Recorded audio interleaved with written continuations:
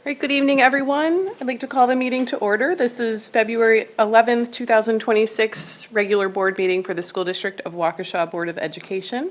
Please stand for the Pledge of Allegiance. I pledge allegiance to the flag of the United States of America and to the republic for which it stands, one nation, under God, indivisible, with liberty and justice for all.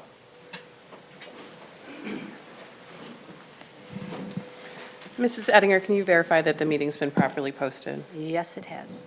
Thank you. And can you take the roll call, please? Eric Brooks. Here. Natalie Gren. Here. Thomas Harlan. Here. Betty Koenig. Here. Carrie Kozlowski. Here. Diane Voigt. Here. David Wad. Here. Anthony Zenobia. Here. Kelly Piasek. Here. Welcome, everyone. We are going to move directly into recognitions for this evening, so I'm going to hand it over to Dr. Siebert. All right, thank you, Dr. Piasek. This evening, we're fortunate to be able to recognize all three of our comprehensive high schools for making the AP, or Advanced Placement, National Honor Roll. So joining us here tonight, we have our principals from Waukesha North. We have Mr. Shelmo.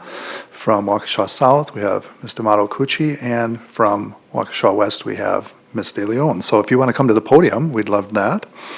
And I'll explain as they come up what the AP Honor Roll means. So there are three different metrics within the AP Honor Roll, and in order to qualify, the schools must meet or exceed the criteria given the recognition level for all three metrics. The metrics are college culture, college credit, and college optimization. I'll explain what those mean. So college culture means the percent of students in the graduating class who took an AP exam at any point in high school. College credit means the percent of students in the graduating class who scored a 3 or better on any AP exam in high school. And college optimization is the percent of students in the graduating class who took 5 or more AP exams in high school where at least one exam was taken in 9th or 10th grade.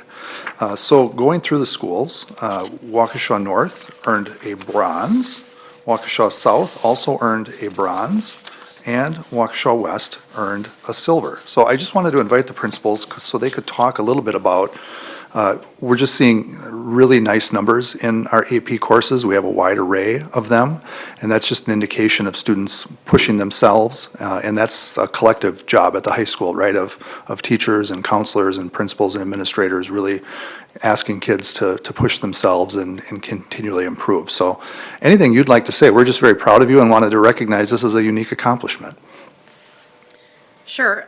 One thing I'll add, we're in the midst of the scheduling process right now, and so we really talk to kids about taking a stretch course. What is an area that they find value in, they find joy in, and they want to stretch themselves? And so AP obviously is an area. We also have a lot of other options like Project Lead the Way, but it's something that really has helped us in growing those numbers.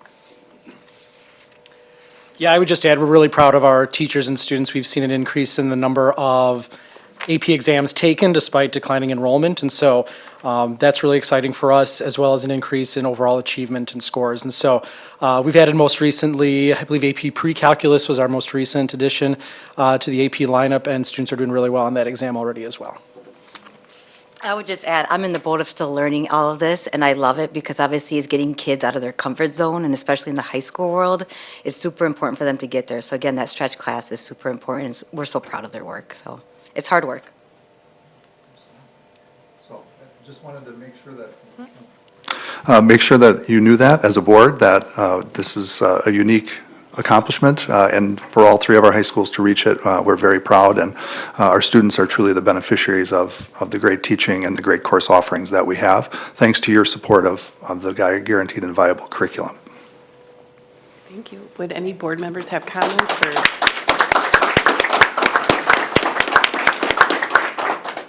Any questions or comments for the principals while we have them here?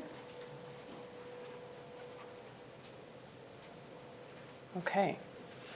Well, I do appreciate the scheduling challenges because I know when we offer multiple sections of things and try to have challenging different levels, it does create more complexity, but appreciate all that you're doing and keeping all these courses going. So thank you.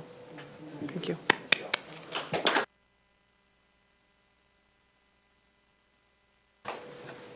Okay, we're going to move into our report from our student representatives, and tonight we have South High School with us. Let's welcome Madison Cable and Sam Lem.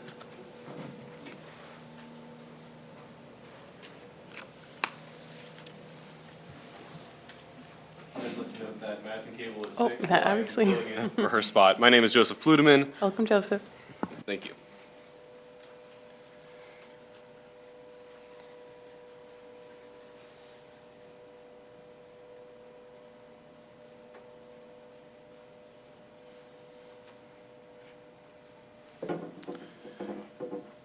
All right, so hi everybody. For those of you who don't know me or those of you who don't remember me, my name is Sam Lem. I'm a senior at Waukesha South. I am pursuing civil engineering at the Milwaukee School of Engineering. I participate in our ABID program, so college readiness. I am in the Waukesha Engineering Preparatory Academy. I am our student council president. Really, just if there's a club at South, I'm usually the guy who's in it or has been in it at a time. So. Yeah, my name is Joseph Pludeman, as I said. I'm planning to go to some four-year college. I have a acceptance from UW-Madison and a pending application from Massachusetts Institute of Technology. I'm currently our class valedictorian. It should stay that way. I'd be surprised if it didn't. I have been involved with a lot of things, a lot of sports, a lot of clubs. Some of my favorite memories as a black shirt have been on trips to Iowa with the swim team and doing homecoming stuff with student council.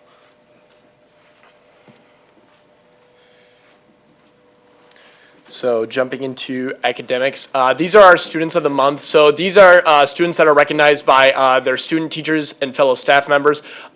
These students are recognized based off of both doing what strong students do, so actively participating in classes, and just being good role models for their fellow students.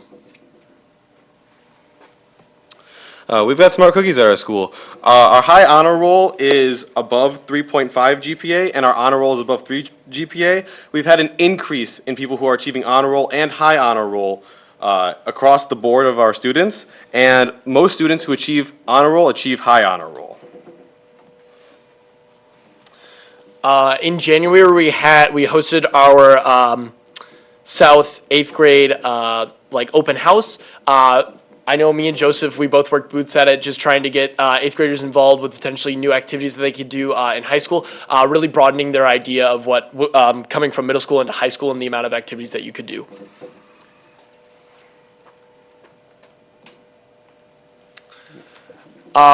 Some community connection. Some students from Mr. Hart's class recently donated some of their hydroponic garden vegetables that they had been growing. And they donated over 30 pounds of it to their local food pantry.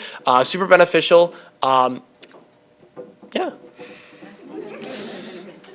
Another sort of academic club that we've got is mock trial. We were regional champions and state bound. I know we've had a great mock trial team the past few years. We've had state qualifying teams like almost every year.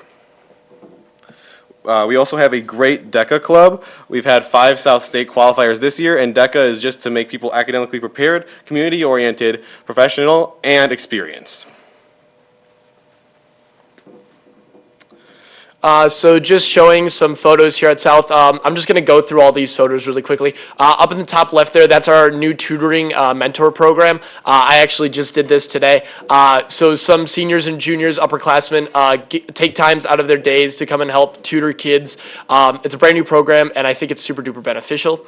Over to the right there, that's our some of our flute players practicing for their upcoming winter concert. This was taken, I believe, before our winter concert. To the bottom left there, that is a student who placed, I believe, 3rd for snowboarding. In our middle left there, that's aerospace through the engineering academy. That is a flight program in which students had to score a specific score on it in order to pass their test. Super unique, definitely something that I don't feel like you'll see at many other high schools. Over to the middle right there, that's our one of our gymnastics members. And then over to the right once more, that is one of our basketball games, I believe against, who was it against?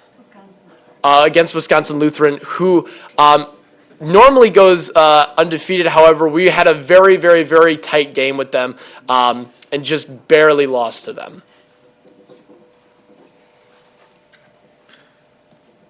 Next thing we're going to talk about is athletic activities. So we've had a lot of teams go state-bound. We have our bowling team, our dance team, and our snowboarding team. And at South, we do a state send-off where basically the drum line walks the students through the school and the cheer team will be there with them. I've personally gotten to participate in the state send-off myself for cross-country, and Sam and I have participated for swim. Moving over into our athletes of the quarter. So these are students who are both represented well within our South community as being both role models, both in their athletic and within the school, as both academic leaders and strong athletes. These are nominated by coaches.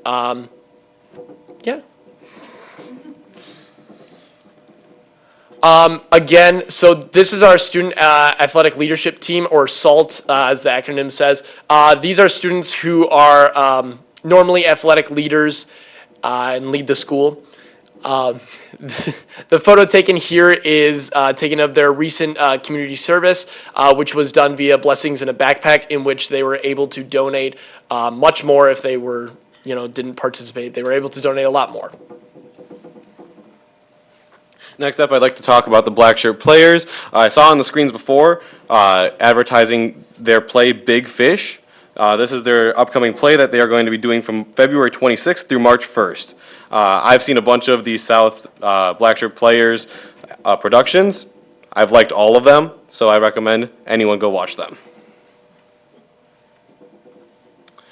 Our cheer team went to nationals recently. Although it was really cold in Florida, from what I've heard from them, they had an awesome experience overall, and they performed their best routine that they have ever done over the past couple of years.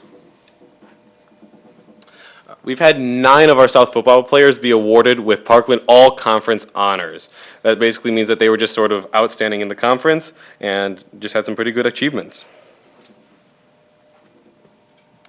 Moving over into our basketball sector, we had some of our basketball seniors nominate some of their favorite staff members, some of their favorite memories with those staff members and how they motivated them throughout their academic career. And they were welcomed out onto the floor, in which they were praised for their work and duties. Next thing we're going to talk about is Empowering Minds, which is just a program through the school where we've promoted the SDW Cares app.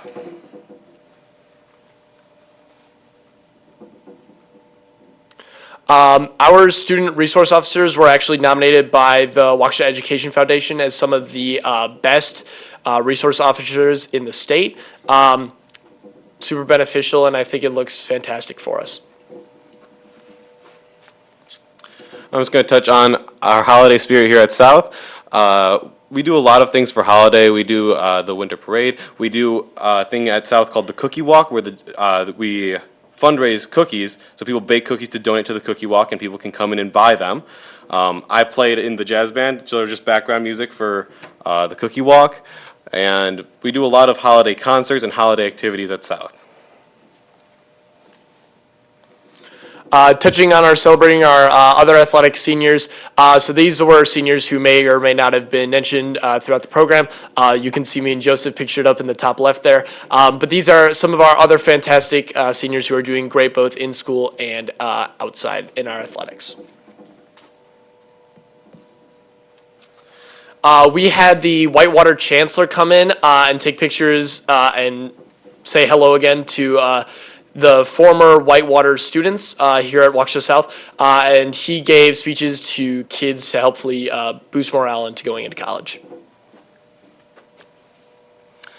Last thing I want to touch on here is our Booster Club's Raise the Bar Casino Night that is happening on Saturday, April 11th at 6 p.m. That's all we have, guys. Thank you so much.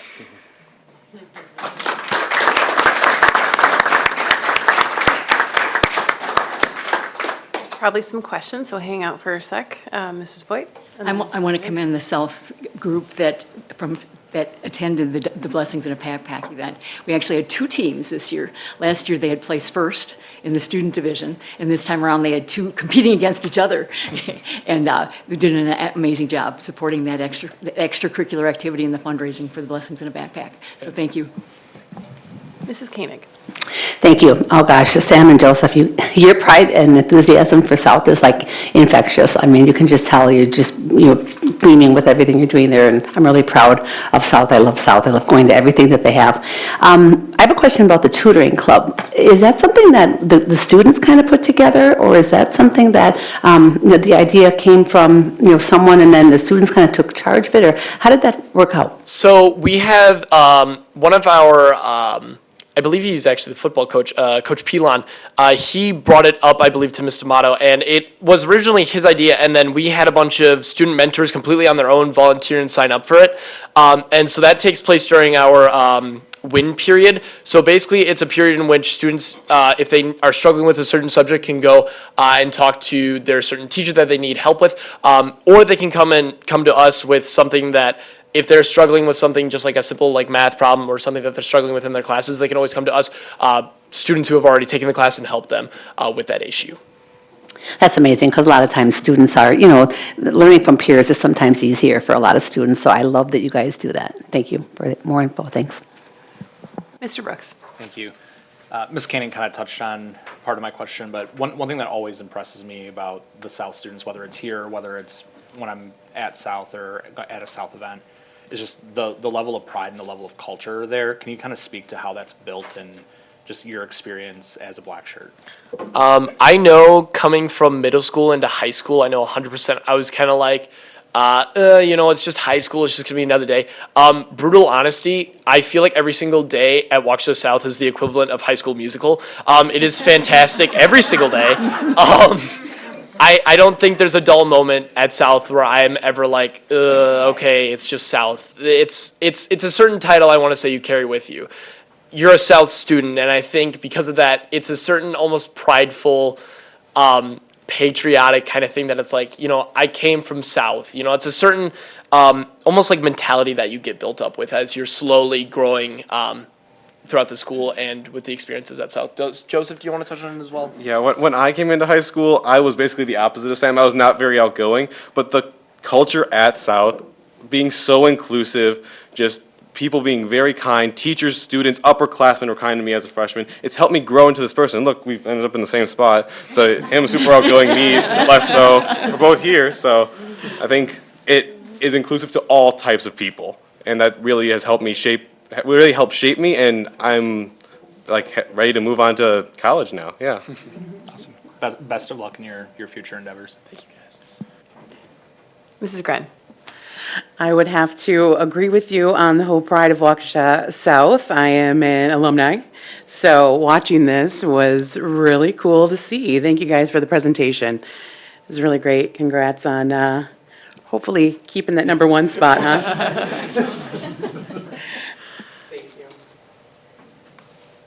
I am just reminded, kind of having a senior on track here, that graduation is June 13th, so it's 4 months away. These next 4 months are going to go really fast, and you're going to experience a lot of things that are pretty memorable. So I hope that that's a great experience for you. Just as a reminder for us parents, we just want to slow that time down, that last 4 months. Like if we could make it go a lot slower, we would. But it's so rewarding. So take the opportunity to enjoy all of it and celebrate all of it. And you don't have to worry about the grades counting, although we won't tell anybody. This last semester, I mean, I'm sure there's quite a bit of senioritis going on with folks. What is the sentiment like? How are your classmates feeling about the 4 months you have ahead of you? To sum it up, I have some friends who are like, let me just cruise into college, and then I have others who are like, I gotta focus on this text, like next hour, and I'm like, I kind of fall in the middle there, I'm kind of in the stage of like, I want to get to college, but I want to enjoy it, because it's like, I only have 4 more months left, and it's like, I don't want to just like sleaze off into college. I feel like that's not the way to go. So like, I feel like because of that, I'm just trying to make the most of what I can. I've been more on the side of just go, go, go. Still, senioritis really hasn't hit, and I think part of that is the diversity of opportunities offered at South. Like, I'm part of the early college credit program. I'm taking Spanish and chemistry classes over at Carroll University, and just changing it up, doing something different has helped like prevent the senioritis and keep me going strong. Love that. Well, you are both incredibly articulate and funny and obviously very intelligent, and so we're just proud of you and all the things that you have accomplished and all the things that you're going forward to. So congratulations and thank you. Thank you.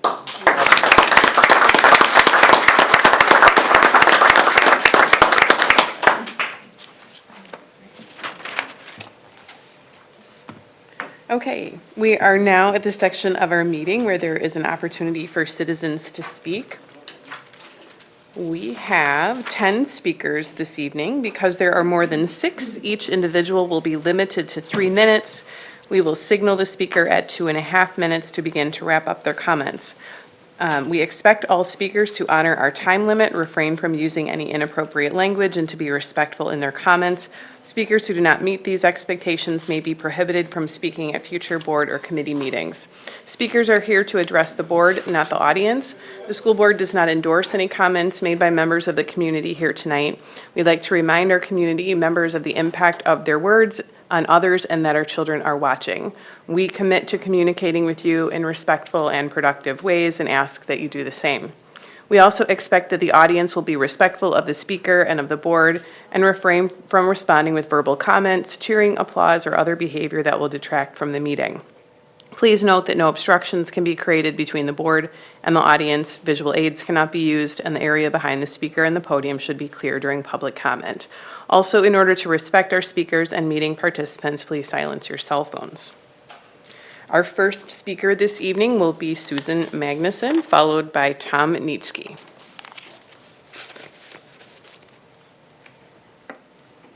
Good evening.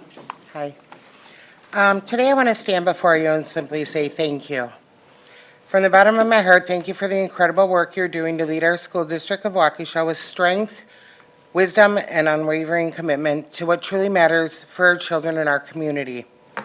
As a proud resident and a parent of Waukesha for 22-plus years, I've watched with growing joy and pride as 8 of our 9 school board members have embraced principled, forward-thinking leadership. You've stood firm in prioritizing academic excellence, traditional values, and fiscal responsibility, the very foundations that make our district a shining example in Wisconsin. In a time when so many schools face uncertainty, our board has charted a clear path forward, making tough but necessary decisions like the optimizing our future plan to ensure our resources are used wisely. Our facilities serve our students effectively for years to come, and every dollar supports classroom learning rather than waste. And all at the helm of this great work is Dr. Jim Siebert, our outstanding superintendent. Dr. Siebert, your outstanding superintendent, Dr. Siebert, your steady guidance, thoughtful communication, and genuine care for every student, teacher, and family shine through in everything you do. Whether it's your regular messages to the community, your leadership through challenging times, or your focus on building programs that prepare our kids to be community-ready, college-ready, and career-ready, you embody the kind of dedicated, results-oriented leadership we all hoped for and now celebrate every day. Because of your combined efforts with our schools feel safer, more focused, and more aligned with the values that make Waukesha special. Our students are thriving in an environment that emphasizes high standards, parental involvement, and real-world readiness, without the distractions or overreaches that have troubled other districts. I lost my place, I apologize. I am so happy, truly overjoyed to have leaders like you steering our district. You make me proud to call Waukesha home, and even prouder to support our schools. Keep up this amazing work. Our kids, our families, and our entire community are better because of you. Thank you again, Waukesha School Board members and Dr. Siebert. We see your efforts, we appreciate them deeply, and we stand with you 100%. God bless our schools, God bless our students, and God bless this wonderful community. Thank you. Thank you. The next speaker is Tom Nietzsche, followed by Stacy Keene.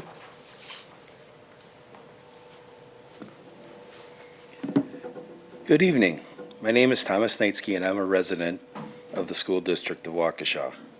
I'm here tonight to express my support for Superintendent Jim Siebert and for the eight of the 9 members on this board who have demonstrated steady, responsible stewardship during a period of difficult and consequential decisions. Dr. Siebert is leading this district through enrollment shifts, budget constraints, significant operational changes approved by the board, not of his own volition. Responsible people can debate individual decisions, but would not, but should not be in dispute processes with transparency, legal compliance, and professional administration that matters. Likewise, the majority of this board has approached its responsibilities seriously, respecting policy, understanding the difference between governance and policies, and politics, and preserving the integrity and internal decision-making that kind of discipline is essential for public trust. I also want to address a concern respectfully, factually, on one board member, Diane Voigt, has recently taken actions that raise serious governance concerns, specifically the public posting of a confidential superintendent evaluation instrument on a campaign page and solicitation of public input tied to a closed session personal process. Regardless of one's opinion of the superintendent evaluations are meant to be conducted independently by the board members in closed session to protect due process, employee privacy, and the board's legal and ethical integrity, turning that the process of campaign consent or campaign content undermines the principles. This is not about silencing criticism, it's about ensuring accountability, exercised through proper lawful channels, not politicized in any way that compromises the process itself. I urge the board to continue upholding the high standards of governance, protecting the integrity of its work, and ensuring that personal campaigns never override institutional responsibility. I thank you, Superintendent Siebert, and 8 of the 9 board members who have maintained that standard. And thank you for your time. Thank you. The next speaker is Stacy Keene, followed by Paul Reese. Do we have a volume issue with the timer? 1 second. Good evening, Stacy. everyone. Diane Voigt recently asked members of the public to Stacy, can you come. hold on 1 second? Oh. Okay. The 30-second warning might be off, so I just want to alert you to that. Okay. Go ahead. All right. Diane Voigt recently asked members of the public to come speak about Dr. Siebert's performance and shared the superintendent evaluation form on social media. Since she invited the public to weigh in, I'm here to do exactly that. The superintendent evaluation is a formal responsibility of this board. It should be conducted professionally and objectively. Taking that internal process to social media and encouraging public criticism before the board has completed its review undermines the integrity of that process. So let's talk about performance. I'm going to go all the way back to October of 2020. I remember getting the email from Dr. Siebert that he had made the decision to bring students back into the classroom full-time because he knew prolonged closures were detrimental academically, socially, and emotionally. Many families were so grateful for that leadership. Unfortunately, the prior board overturned that decision and pulled in-person learning out from under our children. By January 2021, after parents submitted open records requests, we saw the data confirming just how serious the academic decline had become. Dr. Siebert recognized those risks early and tried to act in the best interests of our students. He has worked to remove harmful materials from district iPads and libraries and to remove ideological distractions from classrooms, refocusing our schools on academics. Schools exist to educate, not to promote agendas. Under his leadership, the district has implemented stronger curriculum, maintained fiscal discipline, and operated without referendums while still moving forward. That reflects responsible stewardship of our taxpayer dollars. Leadership is also about character. Dr. Siebert returns calls, he answers emails, he listens to concerns, he engages respectfully with parents and community members, he leads with steadiness and kindness. As this board conducts its evaluation, I urge you to focus on measurable outcomes, fiscal responsibility, academic rigor, and accessible leadership, not political theater, as Diane Voigt has demonstrated. By those standards, Dr. Siebert is serving this district well, and the community thanks you, Dr. Siebert. Thank you. The next speaker is Paul Reese, followed by Aaron Cherney.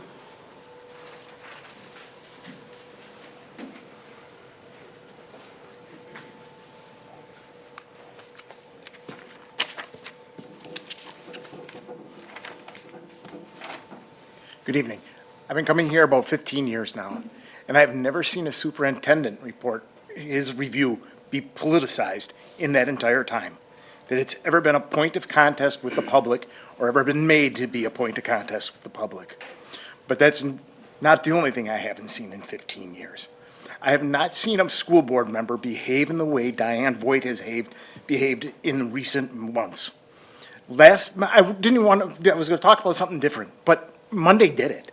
I mean, her bringing up and insisting that Darren Clark break the law was too far. She doesn't understand what she's voting on here, or she doesn't care and is intentionally confusing the public. She's telling people, and she was telling Darren, that he needs to take the referendum money and spend it in our general fund. After Darren, at about 13 minutes into the meeting, explained clearly what this was about, clearly how the general fund and our taxation of our property taxes is in one lane. And that money is spent on our general fund, our operating cost.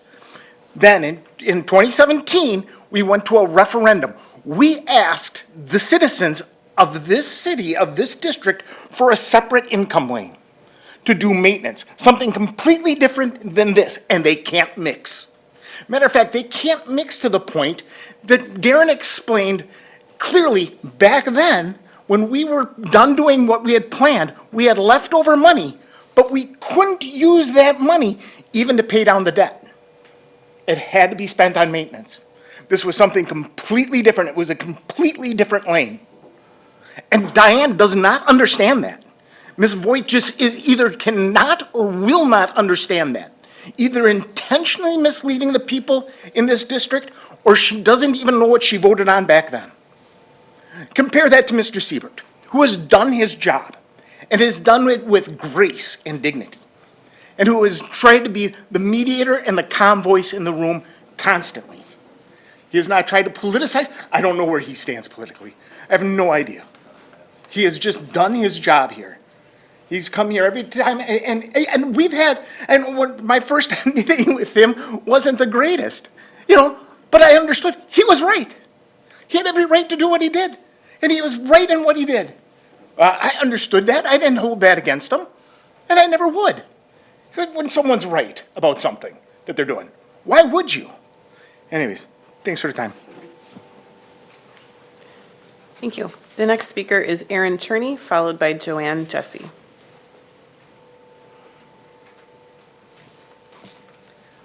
I'll start by saying my son was part of the Youth Frontiers program last week at Horning, and the SALT volunteers from South did an amazing job, because I've never had my 13-year-old son come home and rave about an experience at school like that. So to South, great job. Keep up the great work.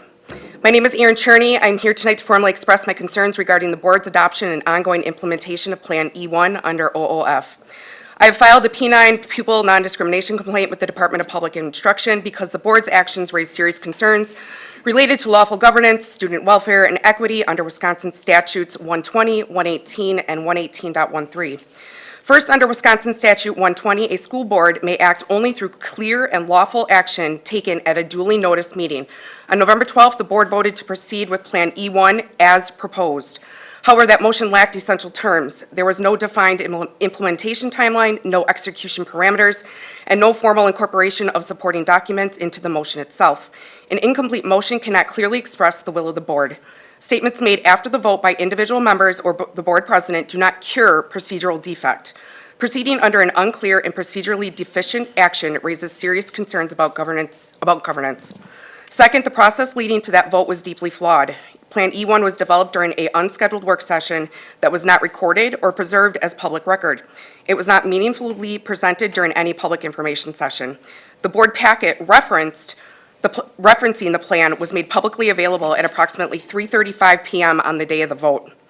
While statute may not prescribe parliamentary form, DPI oversight requires transparency and meaningful opportunity for public participation.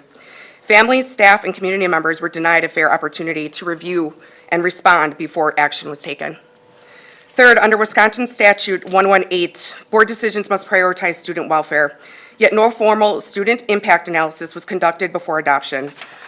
There were no meaningful evaluations of the effects on students with disabilities, English learners, transportation access, or continuity of services. Decisions with this magnitude cannot be driven primarily by facilities utilization or financial modeling, while sidelining student-centered analysis, particularly when the district is not in financial crisis. Finally, serious equity concerns arise under this. In the essence of time, I'll move on. To be clear, long-range planning is necessary. It is necessary in every district. I agree, it has to happen. But it must be lawful, transparent, and centered on students. I respectfully urge administration to pause implementation of Plan E1 for the following reasons. The motion to proceed with Plan E1 as proposed lacked essential and defined terms as required by Robert's Rules of Order. The reference board packet was not made publicly available until late afternoon the day of the vote. And lastly, no impact study happened. If the fiscal responsibility is truly a priority of this district, proceeding despite unresolved procedural and equity concerns exposes the district to Thank you. The unavoidable time is up. legal expenses and potential liability. Thank you. I do apologize about the timer. The next speaker is Joanne Jesse, followed by Kurt Burry.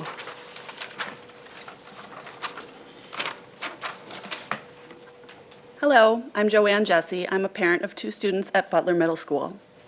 I am extremely disappointed with Mrs. Voigt's current campaign and the spectacle she is making of herself as a sitting board member. For months, she's tried to convince the community that a consolidation decision was not really final and could slow down. This continues to this day. Further, Mrs. Voigt openly attempts to ostracize any candidate backed by WIS Red while herself receiving support from the Democratic Party, Teachers Union, and Blue Sky Waukesha over her multiple campaigns. In January, she amplified an invented conflict of interest regarding fellow school board candidate Maria Carrillo, which ultimately drove Maria to suspend active campaigning. This week, Mrs. Voigt took to social media to ask others to provide feedback about our current superintendent, leading up to a closed session board governance process that is legally defined to be carried out confidentially. 3 times in 2 days, she openly invited negative talking points by sharing the form used internally by board members. Through these actions and more, she has shown herself unwilling to uphold the norms of basic decency we expect of an elected board member. She has undertaken one political stunt after another designed for her current campaign's benefit. Tonight, it should upset all voters, not just those whose values differ from Mrs. Voigt's, that she solicited information for Dr. Siebert's mid-year evaluation as part of an ongoing vendetta against him and the administration because she doesn't like the board's 8-to-1 vote that directs him to implement consolidation this fall. Dr. Siebert is accountable to the entire school board, not Diane Voigt's bullying alone. He must execute the decisions made by the board, including optimizing our future. Contrary to what Diane would have you believe, Dr. Siebert is not the final decision maker behind consolidation. He demonstrated an open-mindedness to ideas and provided countless opportunities for feedback into the development of alternative plans during the OOF process. The type of behavior Mrs. Voigt has recently engaged in must be rejected by this board, and more importantly, by this community on April 7th. And I just want to thank everybody in this room for all your hard work through the Optimizing Our Future process and everything else that you do, and appreciate all the patience and grace that you've offered our community. Thank you. Thank you. The next speaker is Kurt Burry, followed by Keith Best. Good evening. My name is Kurt Burry. I'm a resident of Waukesha. I have 4 children. You know, I'm so glad I came to this, first because of the opportunity to talk, but also to hear the great things that are going on in our high schools and to hear that great presentation that our South students gave. It was honestly really inspiring to see the good things that are happening in Waukesha, in the school district of Waukesha. And that's why I'm here, because Board Member Voigt had a call to action to the community members to talk about performance feedback for Dr. Siebert. Well, just like we saw today, the good things that are going on, I see so many good things going on in the school district of Waukesha. Take a look at the curriculum. We are spending millions of dollars to revamp our curriculum, to make it data-driven, standardized, and curated so that we can use it from K through 8. And that's impacting the teachers. We are seeing teachers want to come to Waukesha and stay in Waukesha.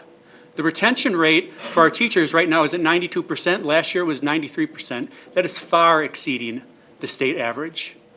And all this, plus the things that I've already mentioned, contribute to the DPI's scorecard for the districts among the top largest schools in Wisconsin, the top 10 schools. Guess where Waukesha is? Right now we're number 1. When Dr. Siebert started with his, as a superintendent, we were 4. And this isn't just comparing like Milwaukee. Right now, we are outpacing Madison, Eau Claire, and Appleton. So, and I think that is because of all the good things that are going on.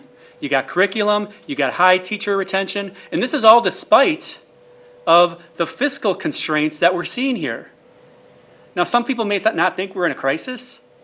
Having a 3 to 4 million annual operating deficit every year is only going to increase year after year after year. So holding off on this until there's a crisis doesn't make any sense to me. Let's address it with leadership, decisions that are hard but warranted. And the decision to consolidate schools was the best decision for our community and our students. What are the other options? If we don't consolidate our schools and services, there's not many options. You can lay off teachers, a large number of teachers. You can cut services, and like every other week, I'm seeing news articles where school districts are forced to do that. You could pull that referendum lever, but why would we go to a referendum when enrollment is decreasing? It's been decreasing for 10 years. It's going to keep decreasing. So spending more money for less students doesn't make sense either. And we could do nothing. Well, that isn't an answer. That's not realistic either. That is naive. So Dr. Siebert, thank you for all you're doing. You're doing a great job. 8 of the 9 board members are doing a great job as well. Thank you. Thank you. The next speaker is Keith Best, followed by Christine Baumann.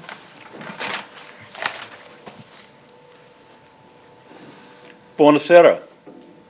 In honor of the 2026 Winter Olympics in Italy, I say good evening in Italian. I've spent 38 years in the food service hospitality industry, and after I retired, I still wanted to keep busy. So I was looking at taking a job in the school district of Waukesha. Go figure. There was an open position for food service director, and I was very interested in taking that position. I figured I could do better than what I remember receiving in grade school, mock chicken legs. I mean, how can you take a chicken and make it mock? I didn't get it. So I figured I could do better as food service director. But then something else came along, and I became chief of staff to a legislator in Madison. And I worked in the state capitol for 4 years. And I learned a lot. But one of the things that I was responsible for was checking in with the Waukesha School Board every once in a while. So I did that and reported back to the legislator. And there were a lot of things that we didn't like going on back then. I will mention that my sons were products of School District of Waukesha from kindergarten until they graduated from Waukesha South. So it was nice to hear programs going on at South where they were both honors and athletes at South. That being said, there were things going on with the school board that I didn't really appreciate. And that school board has changed considerably. Now I have grandchildren in 2 schools in Waukesha, and their parents know that I support them and will inform them as to things that are going on. There were a lot of people back then that didn't know who the people that were closest to their values in Waukesha County on the school board. And now there are. I salute 8 of the 9 people on the school board, and I think Dr. Siebert has done a fantastic job. I'm here to support all of them. Keep up the good work, and again, I salute you. Arrivederci. Thank you. The next speaker is Christine Bauman, followed by Mike Walsh. I hate this thing. Good evening. Hopefully everybody's doing well. I came out tonight because I am very impressed with what's happening in the Waukesha School District. We are #1 of large school districts in the state of Wisconsin. We have done excellent on our learning recovery. In fact, I think we're like 1 of 2 or maybe top, you guys can quote me on that, or I don't know what the exact status, but I know it's really, really good. We have guaranteed viable curriculum. That's a huge deal, folks. That's huge for everybody at home that's watching. This is what's helping to make our school district great. And it's through the majority of this board's leadership and Dr. Siebert, the rest of administration, our educators, our community, our children. That's what's making this a success. We need more of this, folks. And I applaud you, except for one particular board member, which I'll get into later. I applaud you for your decisions. I know it gets tough sometimes. Well, what you're doing is going to make the Waukesha School District even better. And that brings me to another issue. One board member has put 3 social media posts out encouraging the public to come and attack a school district employee. Not physically attack, but verbally. That's totally inappropriate. One lady back over here talked about liability and lawsuits. The superintendent is an employee. He works for the board. This individual, by her actions, could be creating a hostile work environment. That could put the school district in jeopardy. That's just crazy. That is unbecoming of an elected official to do something like this. And I'm hoping that the board, whatever policy there is, that, I don't know if it's a slap on the hand, a talk to, something needs to happen with that, because that's totally inappropriate. Overall, you guys are doing a great job. Keep up the good work. I get that it's hard sometimes, and I get that some people might not be happy with the changes that are coming down the line, but it's important. It's about the kids. And you're trying to make it better for them with all the decisions that you're making. So thank you again for your service, and to you, Dr. Siebert, thank you 100% for what you're doing. Thank you. Our last speaker tonight is Mike Walsh. Hi, everyone. Mike Walsh. It's been a little while since I've been here to see you guys, but yeah, there was a call to action tonight to come in and demonize Dr. Siebert. And, you know, I do have something that bothers me. And through this OOF program, you know, there wasn't something put in there for the parents to actually apparently prepare their kids for what's coming, you know.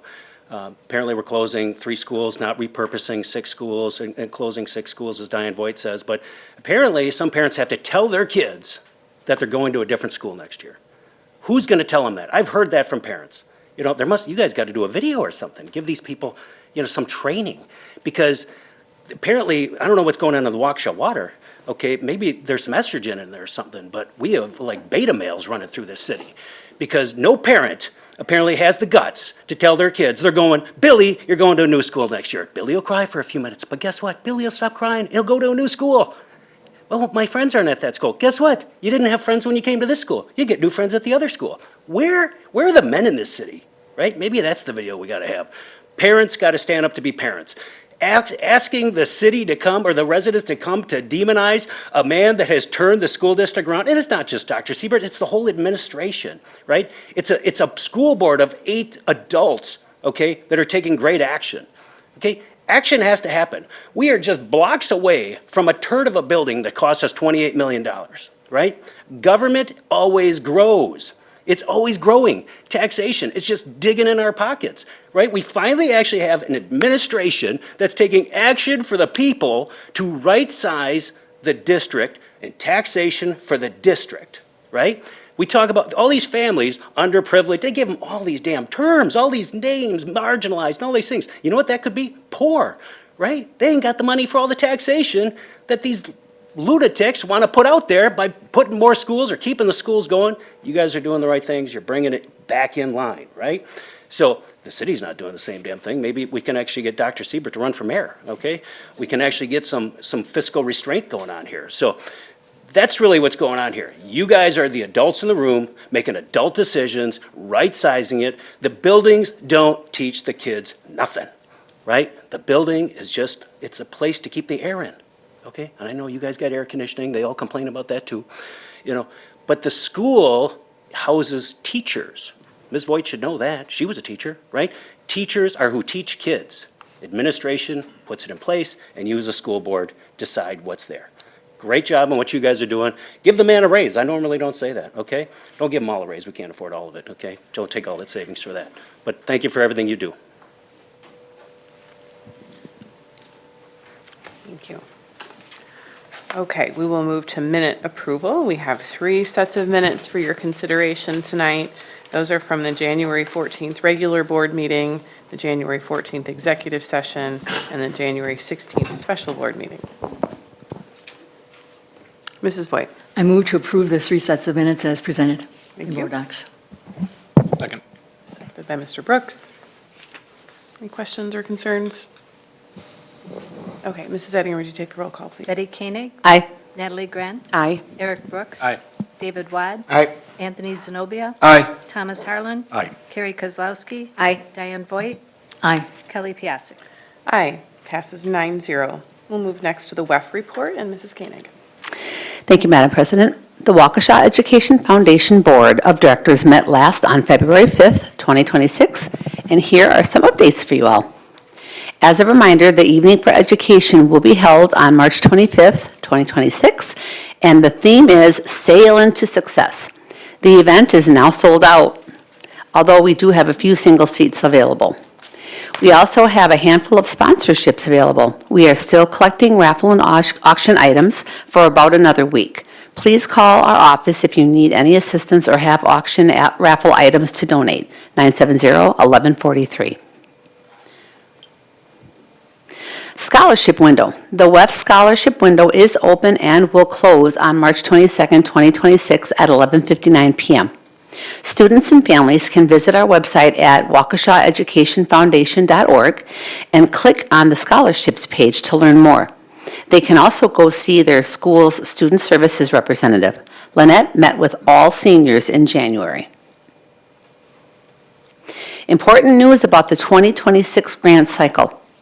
The WEF Board has voted to adjust the 2026 grant window to better align with the districts optimizing our future transition. This shift ensures staff can assess their needs based on their new fall locations and assignments. New application window will be April 9th through September 14th, 2026. Funding availability. Total grant dollars will be announced this coming spring. Grant awards. They will be announced in early fall of 2026 with funds available to be delivered immediately. Some key changes and feedback. There's going to be a new category. A special temporary category has been added focused on community building. We are working on the details surrounding this category and will have information available prior to the grant window opening. Grants made in this category will still need to follow our simple guidelines to fund innovative, impactful, and sustainable programs. So one-time expenses for things like food, etc., will likely not be eligible. The rationale behind this is the updated timeline prevents staff in transition from being excluded and matches historical spending patterns, as 90 to 95% of the funds are typically requested after October anyway, even though they are traditionally awarded the previous May. Initial feedback from staff and building leaders has been overwhelmingly positive and appreciative. You can go to our website at waukeshaeducationfoundation.org and view our grants page for all the details and to view the video that was sent to staff. Our WEF board met on Saturday, January 31st, 2026, to work on our strategic plan. It was a great day. Any questions, reach out to Lynette at extension 1143 or email her. Madam President, this concludes my WEF report. Thank you. Thank you, Mrs. Koenig. All right, next on the agenda for tonight is an Optimizing Our Future Long-Range Planning Implementation Update. So I'll hand it over to Dr. Siebert. All right, thank you, Dr. Piasek. Tonight, we have a relatively quick slide deck, but we will give you another monthly update as we plan to at each board meeting going forward. And we'll begin tonight by just reviewing, and we'll do this each month, we'll review the previous months and the progress that we're making as we move towards September of 2026. So as you recall, back on January 5th is when we opened the window for families to do one of three things, which was acknowledge their boundary school placement, apply for intra-district school choice to up to 3 different sites, or to apply for our new K-8 STEM school to be housed at Horning. We then held open houses at our middle schools and high schools. Each had one here at Blair, and there was also a K-8 STEM open house at Horning. For the first time, those were all on their own individual nights so that families could have the opportunity to check out any and all of the great opportunities we have in the school district of Waukesha. We also had some parent information nights and See It Live sessions for the dual language program throughout January. And finally then on Friday, January 30th at 4:30, the window closed for those 3 choices in terms of intra-district school choice and K-8 STEM, as well as boundary school acknowledgement. With that being said, the next slide, the next 2, I'm going to turn it over to Mr. Pat. These are ones that he did at Student Services, and we'll just kind of refresh how that process worked, the types of results we got, and our next steps coming out of that. So thank you, Mr. Pat. Yep. Thank you, Dr. Siebert. Starting with the December 2nd Student Services Committee meeting, we began communicating information on our entire 26-27 4K through 12th grade student family process around school choice and the school application process. So that includes choice for all grade levels and the applications for our STEM school, our academies at South. That includes Montessori, that includes all the different applications that we have. We then really put a focus on the students and families who were impacted by our redistricting currently in grades 4K through 7th. So that was a focus area coming out of that meeting. And the summary for that is we updated our district's website to update the information. We heard feedback that we needed to provide some more clarity on definitions. So we created a one-pager to talk about the different terms that we're using that we were communicating with our families. We put a flow chart together to help try to aid in the process as well and put that out for the public to see throughout that process or during that process. All current 4K through 7th grade families received 7 direct communications prior to the school choice and school acknowledgement process window closing at 4:30 on the 30th of January. 4 direct additional communications were sent to families which our data showed were not engaged in the process. So we were seeing who were not responding, and importantly, 2 from the school district and then 2 more from their current schools. So we took out the individuals who were receiving all the blanket communication because they had already done the work, and we focused our attention on the individuals who were not there district-wide and then through our schools. We know our schools have great connections with our communities and our families, and so we encourage them to reach out to those families who were not engaging. They did that through emails, phone calls, direct conversations, whatever was needed to try to get the message out there of the process and what we were looking for next school year. And then we had hundreds of phone conversations and email responses from all of our district, school and district departments to support students and families throughout the process. So when information came out, Blair phone lines lit up and we received a majority of questions we would receive in any year for the school choice process, with this being a unique year with so many more applications and a bigger process. Of course, we answered just more of those similar questions. So some of the data that came out of this process, we had 2,820 current 4K through 4th grade students and families out of about 5,800, or about 49%, complete the school choice or school acknowledgement form. In any given year, I use this comparison in the enrollment office. We want annual registration to be redone, so we want parents to update their information, to tell us new phone numbers, new medical information. It really helps us have the most accurate information for our families. We get maybe between 20 and 30% response for our annual registration district-wide. Of these students, those 4K through 4th grade students, 1,625 accepted their boundary school placement, and 1,195 applied for school choice or intra-district transfer. In a normal year, we would have around between 200 and 300 at those grade levels apply for school choice or intra-district transfer. 1,259 current 5th through 7th grade students and families, out of approximately 1,745 or 72%, completed the school choice, school acknowledgement form, which is an extremely high amount for our middle schoolers, but just in general. This did show that the communication, we felt we had a really good response for the communications that we were sending. Of those students, 1,110 accepted their boundary school placement and 145 applied for school choice or intra-district transfer. So total, 4,079 current 4K through 7th grade students and families of approximately 7,540, or about 54% completed the school choice, school acknowledgement form. We started already with our principals on those aspects of our school choice, and we are in process right now verifying and accepting our school choices, and we will have that communication come out in the next couple of weeks. All right, thanks, Mr. Pat. As we're into February, so the next day, February 1st, is when we had the STEM charter school K-8 applications available. They started looking through those applications and ultimately just yesterday sent the confirmation letters. So parents have until next week, middle of next week, to confirm their placement at STEM. So that's an important piece of information for us. On February 2nd, the public school open enrollment period, district to district, opened. That runs through April 30th. So we can certainly make decisions, as Mr. Pat said, prior to that, but we will have potentially more students joining us at that point. The initial school choice meeting was held on the afternoon of April 5th. Elementary staff, or elementary principals met together, and secondary principals met together, really with a focus on priority 1 and priority 2, which we'll describe in the next slide. And it's always been our goal, as we've talked about throughout the process, to accommodate the requests of the priority 1 and priority 2 students and families. A big date comes up this Friday. That's our teacher retirement due date. And so that gives Sharon Ms. Thede some more information in terms of our futuristic staffing.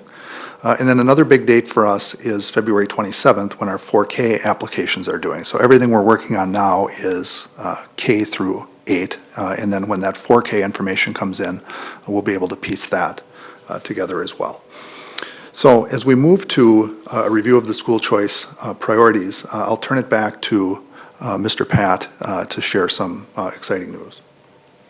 Thank you, Dr. Siebert. And just a refresh for what those priorities mean. So when individuals put their application in, priority 1 for the individuals that fall in that category was their attendance area school was changed based on new district boundaries, regardless, or they had to apply for school choice once again, which we required as of the December 2nd meeting.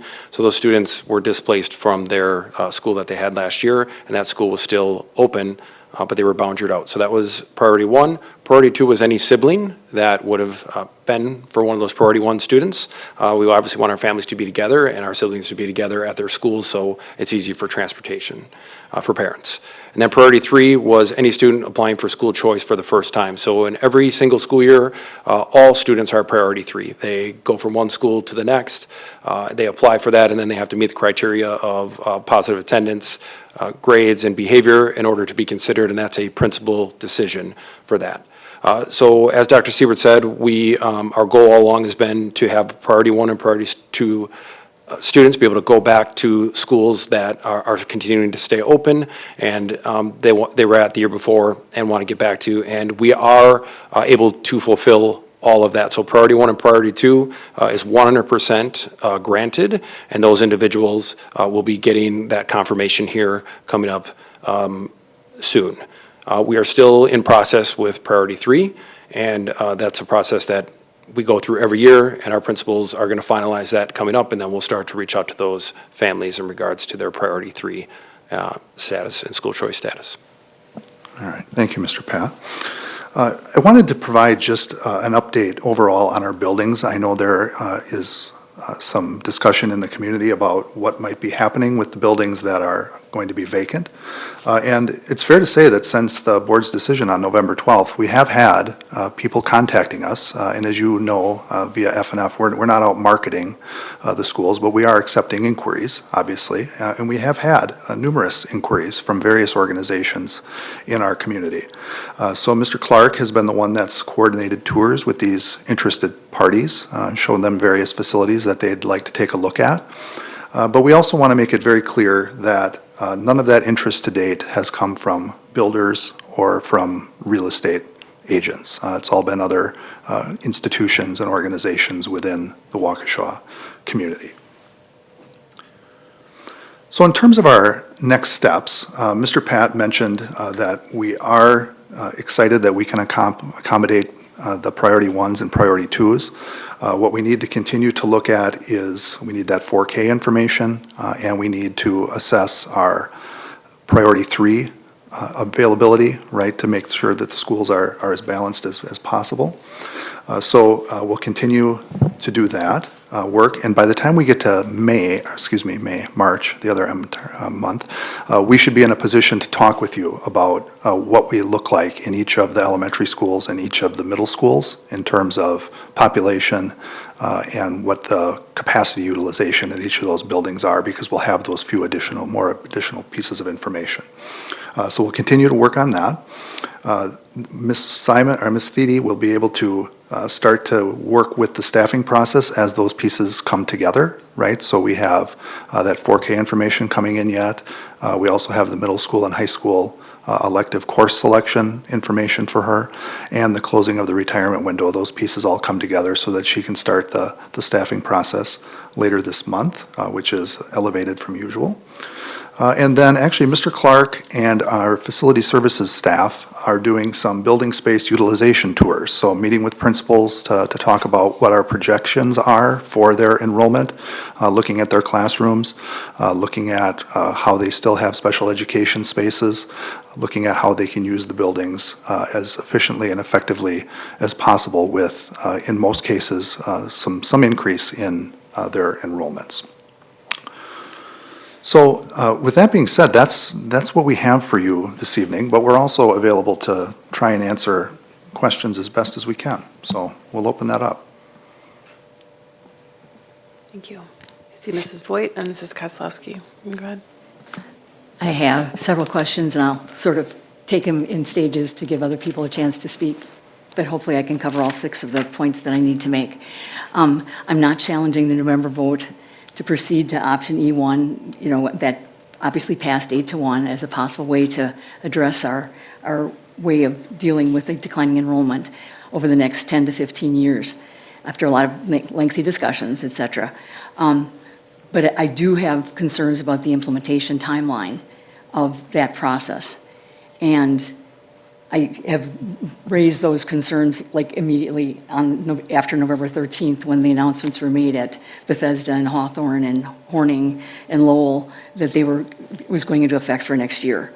I am questioning the rush and why that needs to happen on such a short time frame, when I am not convinced that there's a justification for that necessary promptness of happening, especially the concern of repurposing Horning.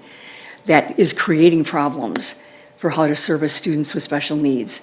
It's creating problems about how to let the all students at elementary level have access to playground equipment, which I think is extremely important. So I have a couple concerns that I need to, I think, be made aware of for the sake of transparency.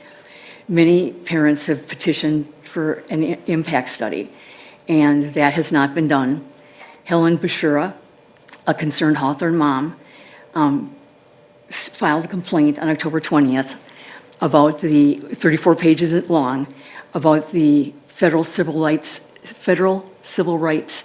that are under concern because of that process. That October 20th concern that was raised before our decisions were made has been subject to a 90-day review. And when I asked today for what the final stages of that were, I did not receive an answer. So I guess at this point, I'm asking Dr. Siebert to give some feedback about the response on her challenges of the impact on the discriminatory effects of that decision with option E1, because it does seem to place an unequal burden on students of color, low-income families, and students with IEPs. So before you, Let me ask you a question. you had, you started talking about timeline, and then you went to the complaint topic. So were you just making a comment about the timeline, or did you have a question about the timeline? The corrective action for the concern that was raised in the complaint is to delay full implementation to 27-28. So that's the, Okay, did you have a question on this particular implementation update about the ability to meet the timeline? the corrective action was to do a delay to 27-28 for a conference. Corrective of what? Pardon? Corrective of what?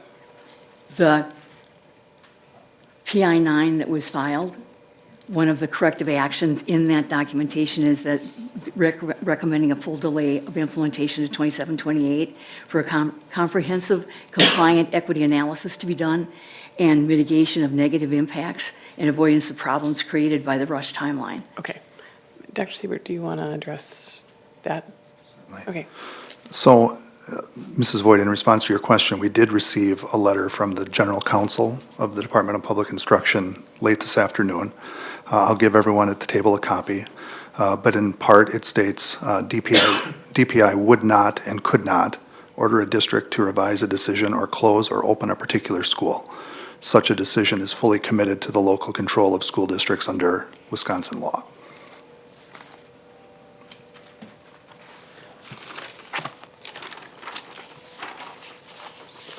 Okay, I'm going to come back to Mrs. Voigt has probably some other questions, but Mr. Watt, did you have a comment on this topic? Specific to what was just read.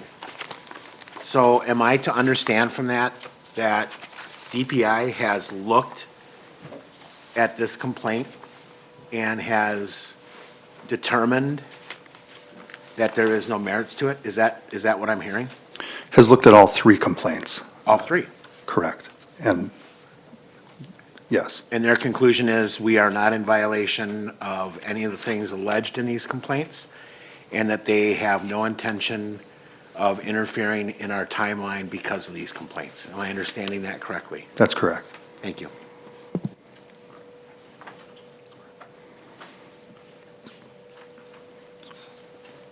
I'm going to give board members just a second to look at the letter, see if there's any other questions about that. And this was just a very recent arrival. Yes, about 3:30 this afternoon.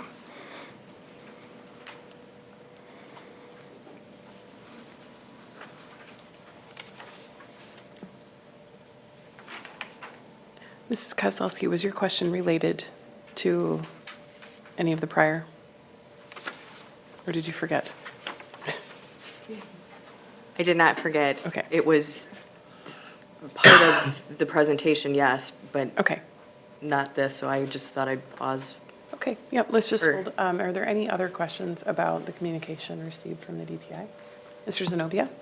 Again, just to clarify, so all three complaints that were in front of the DPI, they've all been, there'll be no further action. They're all dismissed, so to speak.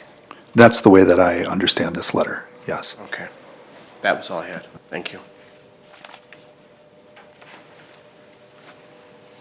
Mr. Brooks?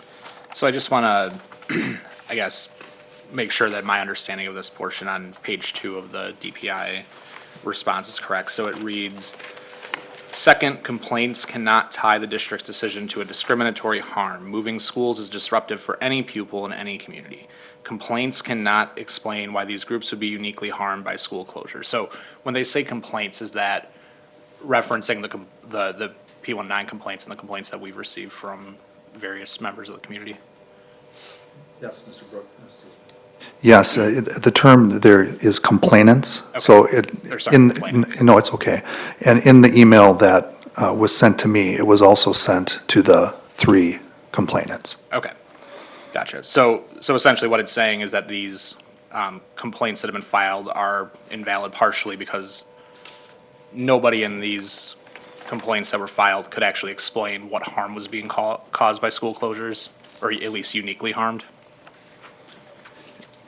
That would be my understanding of it, yes. And, there's various pieces where they say that the complainants cannot prove various aspects, and ultimately they determine that PI 9 does not apply. And then the part that I read that the DPI could not and would not get involved with a local control Okay. decision. Thank you. Yeah, this is super helpful. I mean, I think, I'm glad that DPI was able to get us a formal response to the thing that 8 of the 9 members of this board realized the second these complaints were filed. So I'm really, really glad that we were able to get something finalized. I think something just for us and other boards in our community to keep in mind is that the way that this complaint process works is that people are never prevented from filing a complaint or raising a concern, and that's important. That's part of the process. But simply because someone does not automatically, implicate a problem. So I think from my perspective, we will review this in further detail and ensure that we fully understand it. I'm just glad that we didn't spend hundreds of thousands of dollars on an equity study to find out that what we did was perfectly legal and perfectly fine. Would there be other questions about this communication? I'll also come back to it. Mrs. Voigt, you had other questions. Is it okay if I move to Mrs. Kozlowski? Thank you. Thank you. Thank you for the update. I was actually very, very pleased with the work that we've done. December and early January was hard, and I think that enrollment in general is hard every year for a district our size. But I really want to commend what we were able to do, which is a lot of the vision and the strategy when we rolled forward and understood capacity and utilization and what these schools look like, to say that at the conclusion of how hard this is for the community to go through and challenging and all of those pieces, to actually sit here and say that we've been able to do it, the work we said we could commit to do in implementing this, and now we can accommodate where our families want to stay and what they want to do, as well as being able to get the tier 1 and tier 2, and now you can get the next piece, but also looking at the inter-district and having the possibility that that's a thing. So I just want to say thank you. I think this was a really great presentation. It was uplifting to see that we were able to do everything that we said, and which is, I think, so important on this is one step of the milestones and implementation, and why it's so important that we execute this as well, because we know we can. We expected some bumps and all of these things, so I was very pleased with that. My one question is just the clarification. I appreciated the update on the development or developers or the interest in the buildings, and I want to say that I'm thoroughly pleasantly surprised, because we've had land and buildings that have sat uninterested for a long time in the past, Blair including that. It sat vacant for 4 years, and not because of nothing, but there was no interest in it in a prime area. But Mr. Clark or Dr. Siebert, can you just confirm, though, there's really been a large rumor out there that we had all of this planned before the decision, developers were coming, we were doing that, and that's actually so very far from the truth, that all of this really happened almost from the point that the decision was made and people understood, and that's where we've seen a spike, which is it was surprising. Yeah, I would just echo what Dr. Siebert said earlier. We've had no direct communications with developers on any of our school sites. I don't know if that's because they don't sell well or develop well. I don't know what the cause of that is. But the interest we've had has all come from other institutions or about arrangements, some of them like we have at Richardson, at least, Pleasant Hill, and some purchases, but none, I have no idea where the developer came from, that rumor, besides social media, but I can assure you that none of those conversations as of today have taken place. Great, thank you. That's all I had, Dr. Piasek. Mr. Brooks? Thanks. I do just want to commend the administrative team and the folks who have been working directly with families as they navigated this process. I know a month ago, both members of the board and members of the public brought forth some serious and very valid concerns about communication and how different pieces of this were being communicated to different members of the public. And again, those concerns were valid. So to see a month later just the level of communication that we've had with these families, obviously you can't bring everybody to filling out a form. We can't make them fill out the form. So to see the level of participation that we have and just the constant pestering of our members of the public and of the community just to fill out this form and make sure that we're doing our due diligence to follow up with them in multiple different formats. I think that's worthy of just calling out and commending the effort, because I know it's not always easy to field all those calls. Mr. Wad? Yeah, so just a couple of quick questions on the enrollment information that was shared. So is it, well, let me ask this question first. After the deadline closed for the intra-school choice for those that had kids that were either already choiced in somewhere or that we may have wanted to stay at their school that they weren't boundaried into, after that closed, did we get any feedback or any requests, like after the fact, oh, I missed the deadline, didn't know it was coming, anything to that effect? I'm only aware of one, which is not uncommon in any year. Right. For this process. Okay. Is it fair to assume then that those who didn't respond, where we didn't get a response, were perfectly happy with, or were at least, if not perfectly happy, satisfied that they would be okay with the boundary that was assigned for their family, and that's why they didn't respond, because that's where they were going to wind up anyway? Is that a fair assumption? That was our assumption through our communication, that any individual communication we had, which was quite a few, was reminding families of that, and we had it in our communication that they would go to their homeschool if they did nothing. Okay, and just so that I'm clear, so the last thing that we have to resolve are the tier 3, or the people who are requesting choice that are new to it. Do we have any concerns that we won't be able to meet any or many of those requests based on what we know today?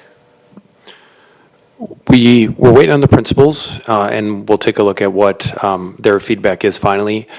We are confident that we can meet a majority of it, so we just have to see what that looks like.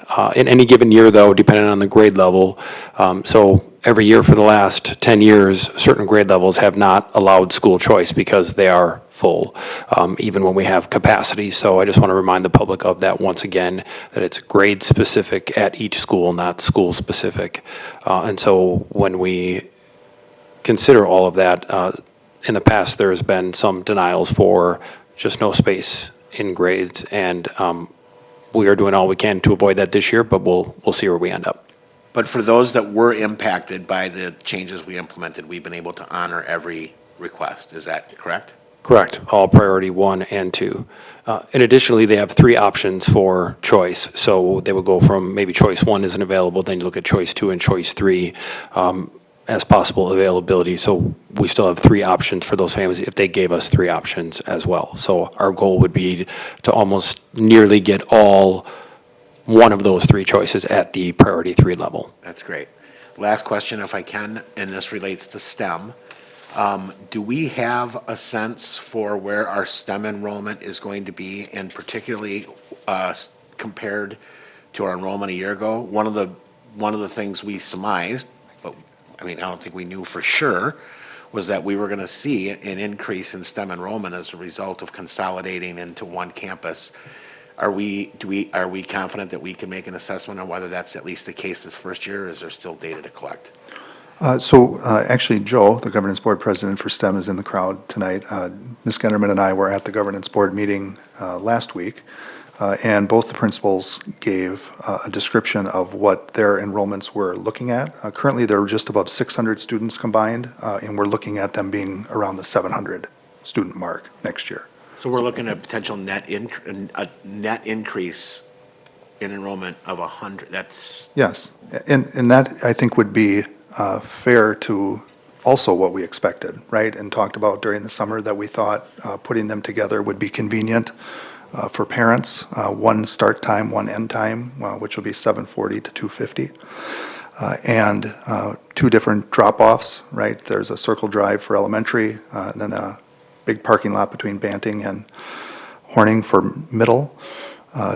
We just think there's a lot of upside, not only for parents and kids, but for staff. And so we thought it would be appealing, particularly once people got in that facility and saw it. Their open house was packed and loaded with individuals. Mr. Harlan can attest to that. And I think there's just a lot of interest in, it's a beautiful school. I mean, it's arguably one of our best facilities in the school district of Waukesha, without a doubt, after the referendum. So I think it's just a combination of all those factors that have spiked the interest, and we're excited about the interest and glad to see it. great, thank you. Okay, Mrs. Voigt, you can continue. I realized that as I looked at a petition that had been circulated earlier this year, that 812 people had signed a petition to stop the unnecessary 2026 Waukesha Public School closures, that I was listed as one of the 7 decision makers along with some of the other board members, but Dr. Siebert wasn't. Have you even seen that survey or that petition per se? No. Yeah, I was not surprised. As I looked at it, it's like, this doesn't even have it come to the administration at this point. But just wanted to mention that, 812 people did sign that document, concerned about the timing, the rush of the closures. And my next concern has to do with the idea of the lack of involvement in the community in making these decisions. One of the things that, I've run on as a person being on the board, wanting to have transparency, wanting to have parental involvement, community involvement as much as possible. A lot of people that had signed that petition had voiced concern about the fact that they were not able to have a say in the decision that was being made.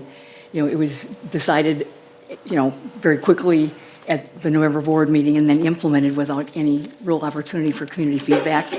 And I think that is an indicative of the 812 Point of people order. that signed it. I do think that this is redundant, Mrs. Voigt. Do you have a specific question about the implementation update? I guess my concern would be I'm so excited to hear that the switch to Horning for STEM is working out as a very positive kind of situation.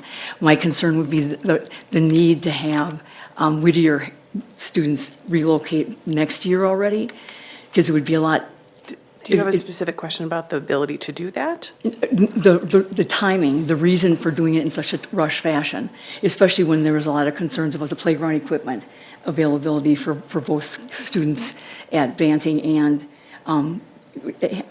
now Horning to be able to share the Mrs. playground. President, I must renew my point of order here. We have covered this ground. We had a clear directive that was established in our last meeting, that the timeline, a debate over whether the timeline is appropriate or not, that subject is closed.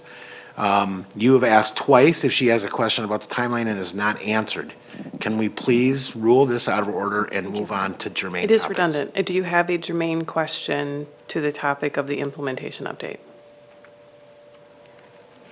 Concerns in the form of a question about whether it's possible to implement would be appropriate, but just raising concerns that we've already heard in past meetings is out of scope. The related concern is the number of special needs students that are being displaced to schools that are potentially at 101% capacity. Do you have some knowledge of what that is? Do you have a question about that? I have a question about if we have looked at as a district how the relocation of the students from Horning are going to be handled, and if are we going to be able to have the space it at the other two middle schools to be able to serve those populations adequately. Mr. Pat can address that. The answer is yes. We will have space to serve all of our students. As I've stated before, the capacity studies and the capacity, our buildings are meant to be 100%. And we are not finalized with everything, but as of right now, we look to have space for all of our students. As I said, priority 1 and priority 2, we're looking at priority 3, so we seem to be in a very good place. I think the other thing to remember on that question, Mrs. Voigt, is obviously the students from Horning are moving, but we have robust special ed staff, right? And despite the declining enrollment within the district, every year we do add special education staff members, as you know. So ultimately, we have adults that will go with those students, right, to either Butler or Les Paul, familiar adults to them to help in that transition and to help make sure that they're taken care of and that they're learning. So ultimately, we do feel confident that moving from 3 middle schools to 2 is the right thing for the school district of Waukesha. And I agree, in a realistic timeline, not necessarily 2026. Do you have a question about the ability to fulfill the timeline? Well, that's, if that timeline is the wisest one to be able to make that transition happen. I think that's why the administration, my understanding is you would not have proposed a plan that you didn't feel was unrealistic or something that you couldn't achieve. Correct, right. And we set out in April of 2025, consistently talking about it being a September of 2026 implementation timeline. So we were always on that timeline.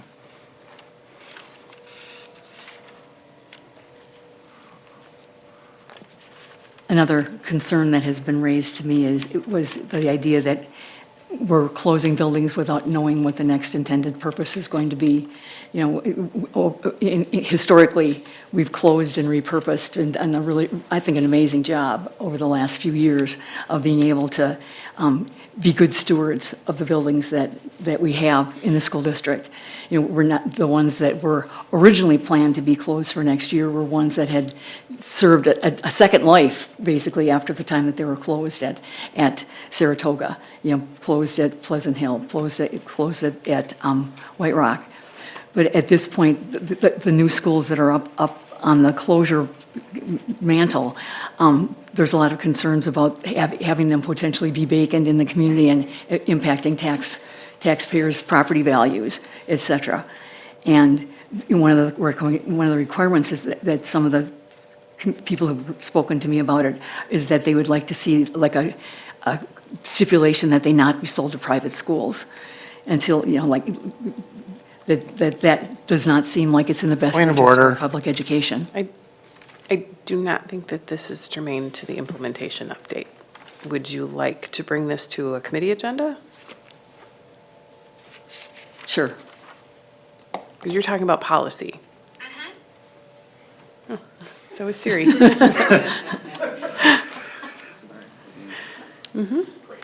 You're perfect. You are, what you're talking about, policy and strategy.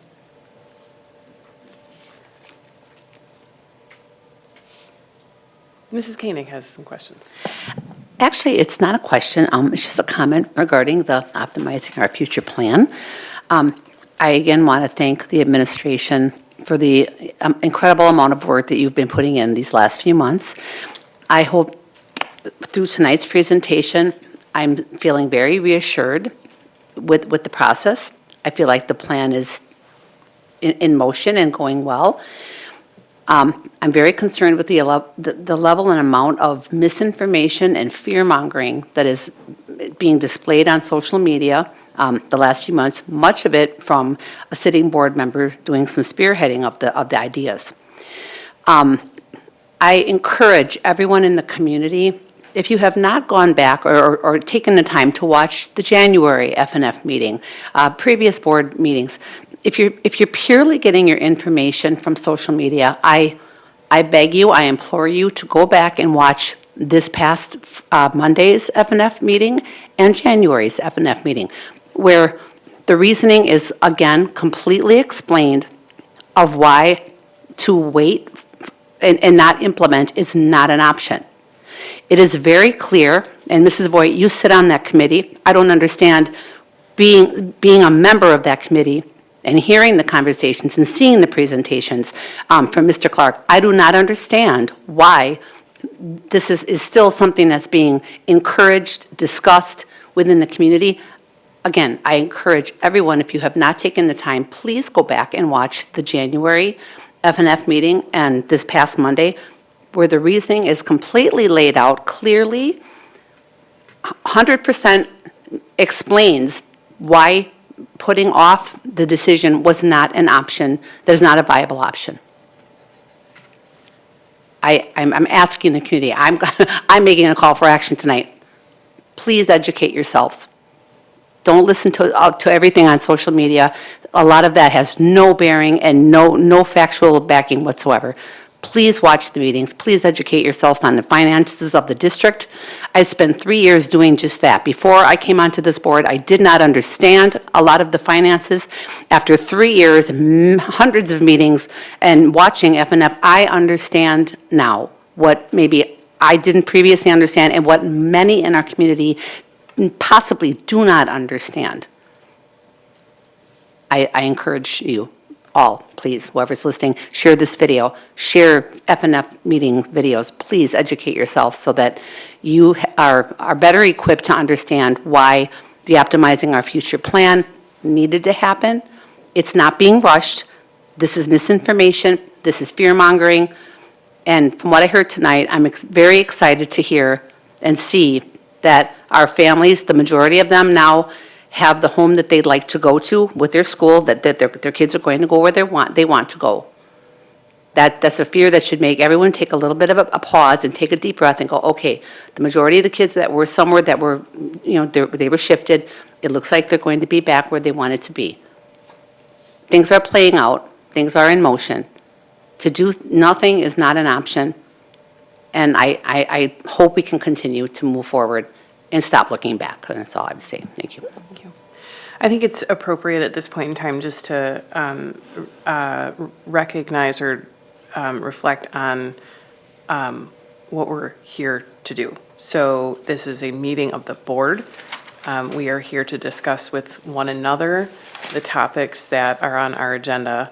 And for this particular topic, which will continue to be agendized for meetings going forward, Optimizing Our Future Long-Range Planning Implementation Update, the intent is to discuss the progress of the implementation. And as I mentioned last month, and I think, again, ensuring that our conversation is germane and productive, that I am not going to allow raising of concerns unless you have a specific question that actually addresses a specific concern that can be addressed through the implementation process. If it's more just, I'm worried about this, or I've been worried about this, we made a decision, we're moving forward, we have a date in place. The expectation is that the administration will come to us if they have concerns or problems or any roadblocks that need to be overcome. But this plan and proposal didn't come out of thin air. There were recommendations made based on what the administration thought was possible, and there was a vote taken based on what the majority of the board thought was appropriate. So I think any further discussion about concerns of why it might not work is really kind of moot at this point. We need to be focused on what is happening, what is the progress to plan, and how are we going to get there. Mr. Brooks. Thanks. This is probably more of a question for Darren. So you had mentioned that we've received some seemingly organic interest in some of the buildings. We're not necessarily advertising, but we have people coming to us. Can you speak to, is this on more towards one specific area, or are we seeing interest in all the buildings that we've decided to close or repurpose? Most of the buildings that are part of this conversation, there's been some level of interest, some of the buildings a little more than others, but we've also seen an uptick in the properties that we own that we've been trying to market for, or not market, to sell. We haven't done any active marketing for any of these things. And I don't know if that's just because attention's been drawn to Waukesha and some of the decisions and opportunities that people might see. But yeah, there's no, we're not on Craigslist, we're not on Marketplace, we're not on Century 21, if that still exists. So it's just, I think it's a byproduct. I think it's, not that we planned it out this way, but the length and the depth of our conversation related to all this, I think drew a lot of attention over time. And I think what we're seeing in this activity, I can't help but think that that's somehow associated with that. Yeah, I tend to agree. Thanks. Mr. Wadd? Yes. Mr. Clark or Dr. Siebert, whoever is best positioned to answer this. I know that there is a lot of curiosity within the community as to what properties are being looked at and who might be purchasing them. Those discussions, I know we made it clear that there are no developers because that was, I believe, a rumor that needed to be addressed. But can you speak to why those discussions need to remain in closed session, essentially confidential, at this particular time? I think that might help some people who are anxious and want to know and then can't figure out why we won't share that information. I can start, Mr. Wadd. I mean, ultimately, these will be or have the potential to be either lease or real estate transactions, right? Our preference would be real estate transactions. In order to maintain confidentiality, to maintain negotiation authority, all of those things deserve to be in closed session, not only so that the district is protected and can make the best decision possible, but also so that the interested party or parties are also protected as well, right? So ultimately, that's the rationale, and it certainly fits under closed session from a negotiation perspective. If I could, just one little quick follow-up. And can you assure the public that no decision on a sale occurs without the approval of the board? So this isn't a decision that Mr. Clark makes or you make. You may negotiate a deal, and you may be making us aware of deals that are in the works, but no sale occurs without the approval of the board, correct? That's correct. Thank you. Mr. Harlan? Yes. So this may be for Mr. Pat. Obviously, it's great news to hear that Tier 1, Tier 2 choice students will have one of those selections. Do you know, you also commented that they provide multiple choices. Do you know how many of those Tier 1, Tier 2 students received their first number one choice?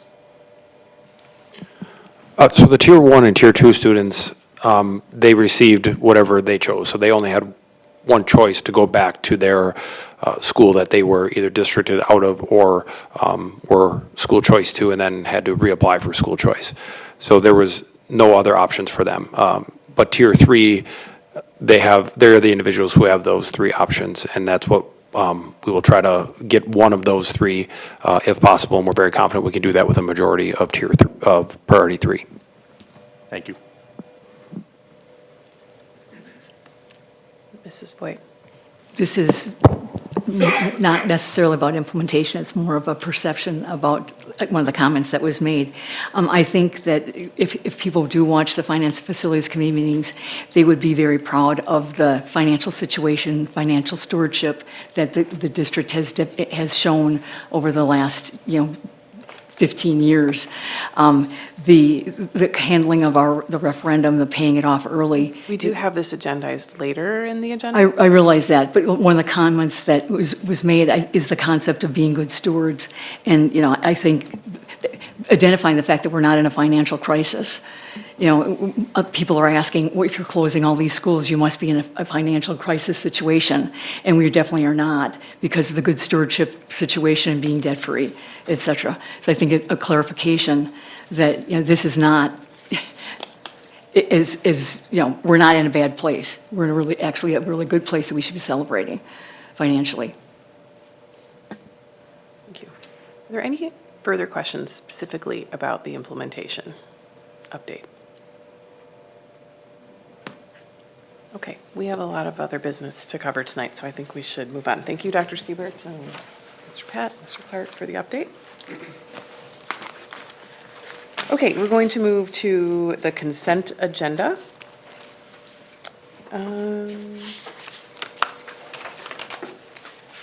There are no gifts to report this evening. Your agenda includes various categories for approval. If any board member wishes to have an item set aside for separate consideration, you'll have that opportunity. There were no expulsions. There are some policies. Policy 5515, student use and parking of motor vehicles, which is revised. Policy 5895, student employment, which is rescinded. And policy 0100, definitions. If any board member wishes to have an item set aside for separate consideration, please indicate so at this time. Seeing none, Mr. Zenobia, will you present the consent agenda for approval, please? Yes, thank you, Dr. Piasek. So earlier this evening, the Human Resources and Compensation Committee approved 9 resignations, 18 retirements, 2 leaves of absence, and 1 new or modified contract. The information was provided in your packet, and an addendum was placed at your desks. I move that the consent agenda be approved as amended. Second. Thank you. Further questions? Mrs. Ettinger, would you take the roll call, please? Carrie Kozlowski. Aye. David Wad. Aye. Betty Koenig. Aye. Eric Brooks. Aye. Diane Voigt. Aye. Natalie Gren. Aye.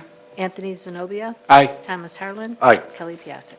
Aye, passes 9-0. And I will hand it back to Dr. Siebert for his report. All right, thank you, Dr. Piasek. We'll begin tonight, as we always do, with the overnight field trip report given by Ms. Gunnerman.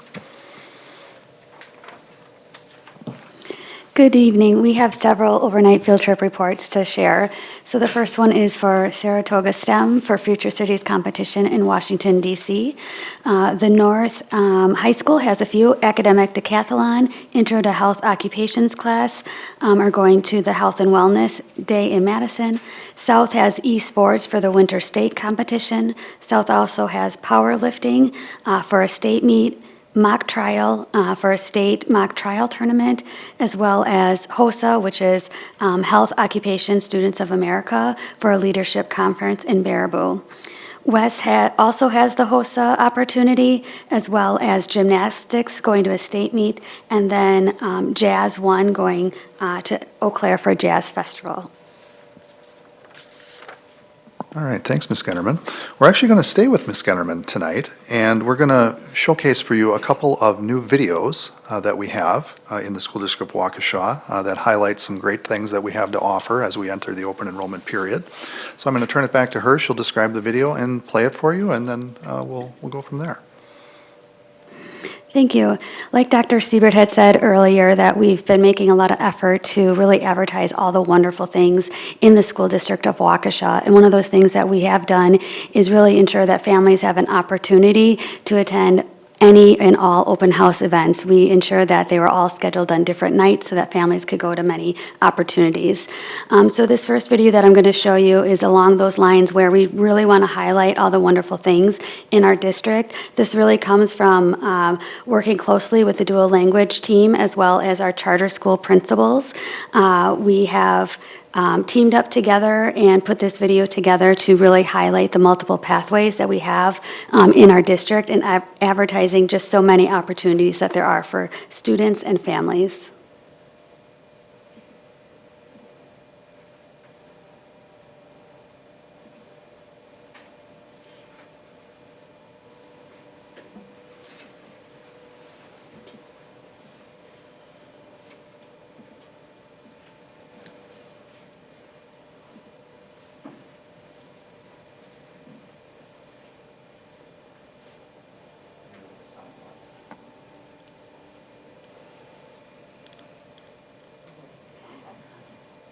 Sorry.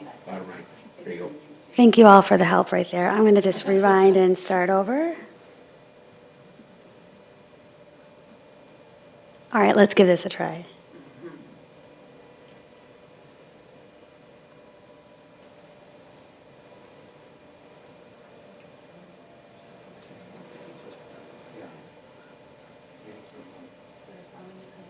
Yeah.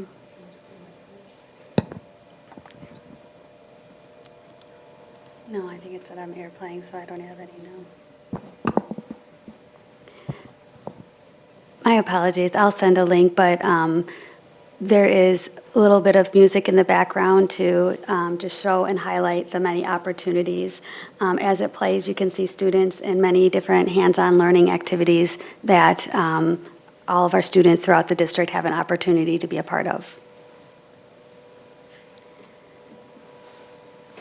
And then maybe we'll just describe the other video, and then we can send it to you. It's really a neat one, so go ahead, Ms. Gunnerman. Sure, this other video, and like Dr. Siebert said, we will send it to you. So this other video is really about 4 students that play hockey.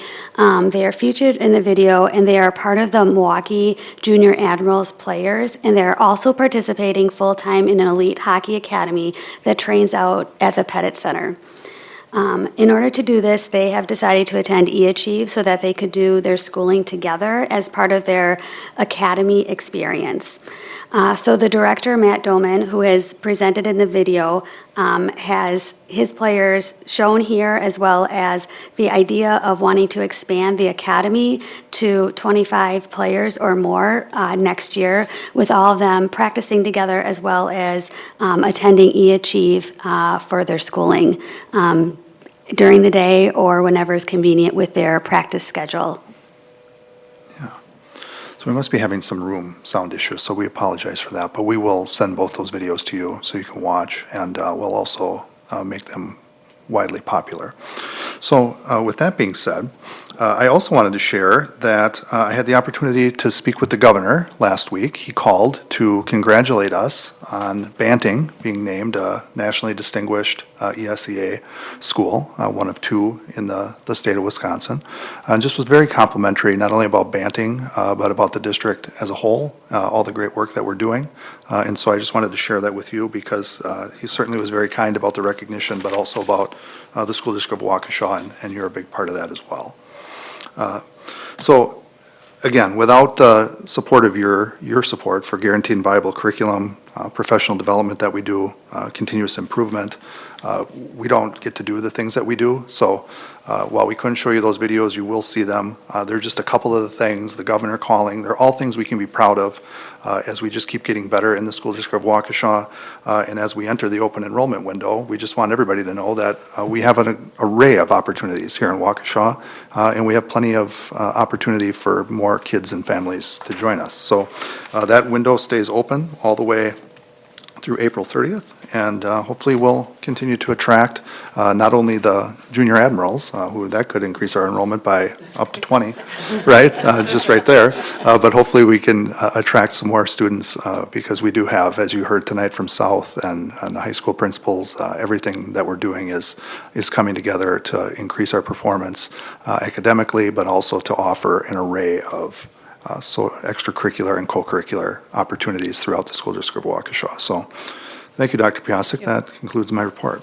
I sense there are some questions or comments, so Yeah, Mr. Wad. Yeah, I'm just curious. So with these kids that are playing hockey, where are they playing? Where is that? They practice at the Pettit Center. So it's in Milwaukee. That's Milwaukee, right? But I think they come from various different places, which is why eAchieve makes sense for them. Yeah, well, that was my next question was where all are these kids coming from that they're able to gather and practice together and play together? I think it's a variety of places. I don't have the specifics, but there's 2 parts to it. One is the Milwaukee Junior Admirals players. Many of them are also participating full-time in this elite hockey academy. So it's the combination. So it's the kids that are in the academy, they're in eAchieve, and then they're trying to expand the number of kids that can be in the academy, and eAchieve is their preference, and that we're actually working with Fox 6 to do a story on it as well. Yeah, that's terrific. Thank you. Yeah. It's a great story. It's not curling, but it's close. It's on the ice. Yes, yes. Can't be perfect. Thank you for some really positive updates, Dr. Siebert. Okay, we'll move into our committee reports. Mr. Znobia, is there anything further for the Human Resources and Compensation Committee? There is not. It was all covered in our consent agenda Okay, this thank evening. you. Thanks. Thank We will move next then to the Policy and Government Relations Committee, which will be presented by Mr. Watt. Yes, thank you, Mrs. President. The Policy and Government Relations Committee met on February 9th. That was Monday. There were a total of 6 policy discussion or information items on the agenda. The first was the November 2025 Neola Policy Update, Volume 35, Number 1, which consists of 19 policies that will be assigned to the appropriate committees. You can find that in the agenda as actually part of the agenda item. The remaining discussion and information items involve technical corrections to the following policies. 01422, qualifications. Title was expanded and the statute governing the title was expanded and the statute governing the qualification of school board members was added. Policies 8419, crisis intervention, and 8462.01, threats of violence, had updates to cross-references. Policy 9800, high school diplomas to veterans, was revised to clarify that all of the criteria must be met. And I'll just say as an aside, if you're unfamiliar with that policy, you should check it out. I was not aware that we had it. It's a very cool policy that allows us to award diplomas to veterans that have served. Policy 5605, suspension, expulsion of students with disabilities, was revised to remove the words "of education" following the word "board" for consistency. So those were our technical corrections this month. There were 3 policy action items on the agenda. The first was revisions to bylaw 0100 definitions, which were approved on the consent agenda earlier this evening. The definition of school support organizations, or SSOs, was added along with adding gaming devices within the definition of what constitutes a personal communication device. Any questions on that? Okay. Policy 7540.02, digital content and accessibility. This policy replaces School District of Waukesha Policy 7540.02, web content, services, and apps, and ensures all district web content and mobile apps meet the Web Content Accessibility Guidelines 2.1 Level AA accessibility standards. The goal is for districts with a population over 50,000 or more residents to comply with the standards by April 24th of this year. Districts under the 50,000 threshold have until April 24th of 2027. The standards guarantee individuals with disabilities equal access to information, programs, and services in compliance with Section 504 and the Americans with Disabilities Act. Policy also protects the district's the digital presence by ensuring content is appropriate, secure, and aligned with its mission, reflecting the Department of Justice Title II ADA requirements for accessible digital content. The Policy and Government Relations Committee recommends approval of this replacement policy, 7540.02, digital content and accessibility, which will replace the existing policy. I therefore move it for adoption. Second. Seconded by Mr. Harlan. Thank you. Any questions? Okay, Mrs. Ettinger. Anthony Zenobia. Aye. Eric Brooks. Aye. Carrie Kozlowski. Aye. Thomas Harlan. Aye. Natalie Gren. Aye. Diane Voigt. Aye. Betty Koenig. Aye. David Wad. Aye. Kelly Piasek. Aye. Passes 9-0. All right, thank you. Then the final action is to rescind the previous policy 7540.02, web content, services, and apps, and I so move. Second. Seconded by Mr. Brooks. Any discussion? Okay, Mrs. Ettinger. Thomas Harlan. Aye. Diane Voigt. Aye. Betty Koenig. Aye. Anthony Zenobia. Aye. David Wad. Aye. Carrie Kozlowski. Aye. Natalie Gren. Aye. Eric Brooks. Aye. Kelly Piasek. Aye. Passes 9-0. All right, moving on to government relations, Dr. Sieber summarized the following legislation currently moving through the legislature. First was a teacher bill of rights. This is a proposed Wisconsin law which would give teachers explicit authority to remove disruptive or violent students from the classroom. It requires schools to notify parents when a student is removed for significant disruptive behavior and mandates that districts adopt behavior intervention plans for students who are repeatedly removed. Next, the Council on Early Literacy Curricula, which is numbered AB 998. This bill would modify how the Council on Early Literacy Curricula makes recommendations, including procedural updates to the review process. The annual review of resources would now be required every 3 years instead, as opposed to annually. Finally, a discussion, oh, no, not finally, I'm sorry. Special education funding. The bill would guarantee that school districts receive the special education reimbursement rates originally projected, which was 42% in 25-26 and 45% in 26-27, by making the funding sum sufficient. Current DPI projections are currently at 35% reimbursement rate, while the district budgeted for 39% reimbursement rate. So obviously, that creates a potential shortfall for the district based on budgeting and the expectations set by the earlier legislation. Assembly Bill 792 would change how referendum-funded costs are counted when calculating general equalization aid for school districts, specifically excluding these costs from the shared cost calculations. This has been a topic we have discussed regularly in our committee and with our legislators, so I'm pleased to hear that this is continuing to get attention at the legislative level. Assembly Bill 948. This centers around Act 42, which created statewide restrictions on student use of cell phones and other personal wireless devices during instructional time. While SDW already had a policy in place that complies with the law, Assembly Bill 948 would mandate a bell-to-bell ban should it move forward, which would be different than what we currently have in place. Next, the financial literacy bill. Students can now earn the required half credit in personal financial literacy by completing an approved program offered by a financial institution at their school, providing an additional pathway to satisfy the graduation requirement.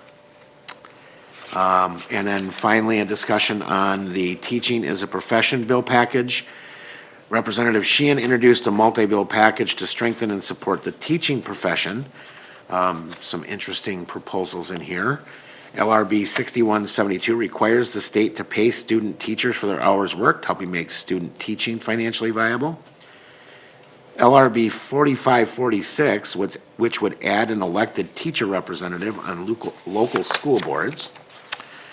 LRB 4254, which would encourage high school students to enter the teaching profession through clubs, dual enrollment, and related programs. And LRB 4488, which provides a longevity bonus for teachers who remain with the district for at least 5 years. Dr. Siebert will continue to provide updates on this legislation. Any questions on any of that? I know there was a lot covered there. All right. Mr. President, this concludes my report. The next Policy and Government Relations Committee meeting is scheduled for March 9th at 7 p.m. in the boardroom at the Blair Administration Building. Thank you, Mr. Wadd. Busy time of year for policy and legislation. All right, thank you. Moving next to the Finance and Facilities Committee update presented by Mrs. Kozlowski. Thank you, Dr. Piasek. Everybody ready? We're ready. All right. The Finance and Facilities Committee met on Monday, February 9th. And I'm going to intro with, at a time that we are seeing many school boards across Wisconsin, across the country, pursue operational or capital referendums, often to address spending growth or avoiding making difficult structural decisions. Tonight, we are doing something extremely rare. The first action item is the resolution authorizing the redemption of certain of the general obligation promissory notes series 2019 dated June 13th, 2019. The administration presented background information related to the district's. Can I interrupt you for a second? I don't know who is here from the media, but I don't know why they're leaving right now. This is a very important topic, and you should record this. This is the highlight. Don't leave. I'm serious. This is news. This is the highlight. This is news. I'm sorry. You should stay. Oh, okay. All right. You're missing the opportunity. Well, have a great night. Important. Mrs. Kozlowski, continue with your report, please. Go ahead. Buzzkill. Yes. Thank you. The administration presented background information related to the district's active management of its long-term debt over the last several years. The goal of these efforts was to position the district to become debt-free with the approval of the resolution before us. I'm pleased to say, with board action tonight, that this goal is attainable. This action will not only allow for the full payment of the district's remaining outstanding debt on April 1st, 2026, it will also save taxpayers roughly $503,000 in avoided interest expense. To provide scale to this accomplishment, as part of their presentation, the administration shared the amount of principal debt for the 10 largest school districts in the state of Waukesha, of which Waukesha is one. The total amount of outstanding principal for these school districts on December 31st, 2025 was $1.8 billion. That's billion with a B. On April 1st, 2026, the school district of Waukesha's share of this debt and tax burden will be zero. I urge all the members of our school community to review the information that is available in board docs related to this agenda item and to then consider the tax burden that other school districts are facing due to their debt obligations. The committee approved on a 5-0 vote the resolution authorizing the redemption of certain of the general obligation promissory notes series 2019 dated June 13th, 2019, and I so move. Second. Seconded by everybody. Seconded by Mrs. Koenig. Thank you. All right, opportunity for discussion or comment. Mrs. Voigt? The statistic that you shared about the amount of the debt and the interest rate that goes along with it for all the schools across the state, I thought that was just amazing. Like, so many school districts are paying for interest instead of for the ability to be able to invest in curriculum, invest in teacher salaries, et cetera. And I think, for us to be at this point and not having to spend any money on interest is truly an example of an amazing accomplishment for the school district of Waukesha. It's very rare. Would you mind, Mrs. Kozlowski, if I shared some of those statistics? Yes, please. again? Okay. Mr. Watt, did you have a comment or question? Okay.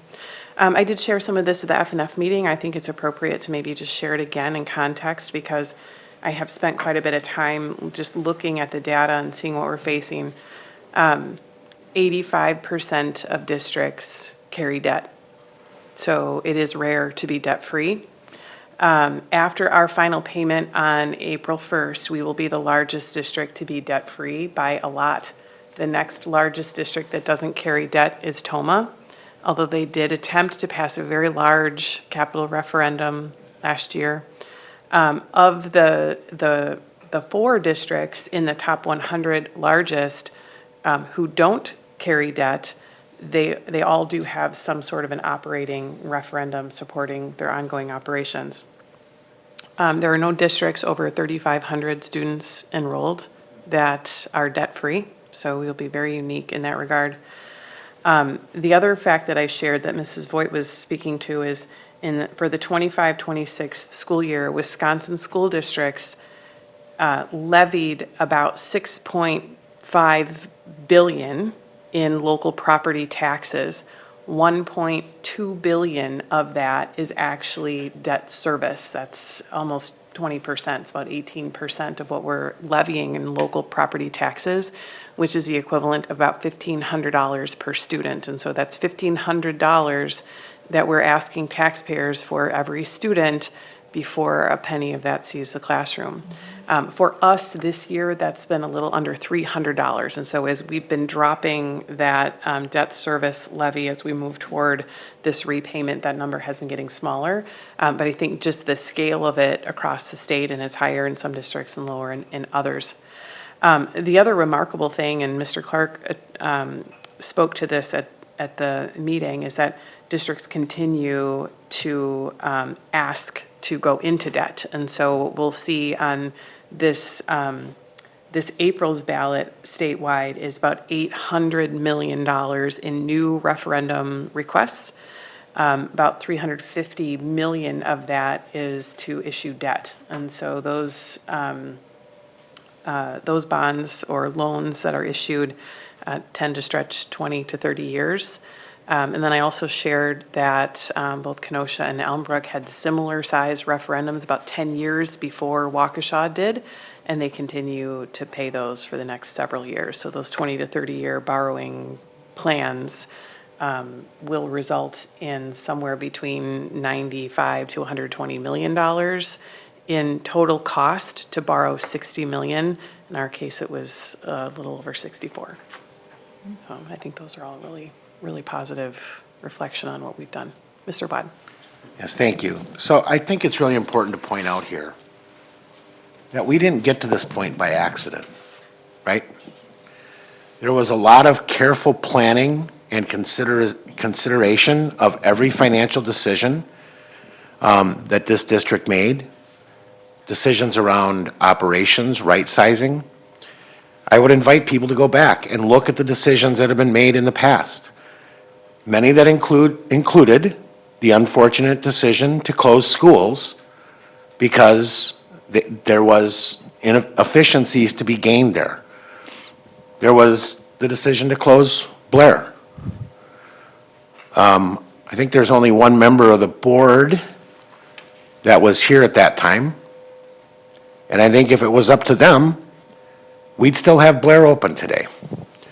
We've had the decisions around Whittier and Hatfield merger. We heard people claim that the world would end if those two schools were combined. And yet, here we are today, debt-free. Hatfield is blossoming. We are all exceptionally proud of the work that's happening there.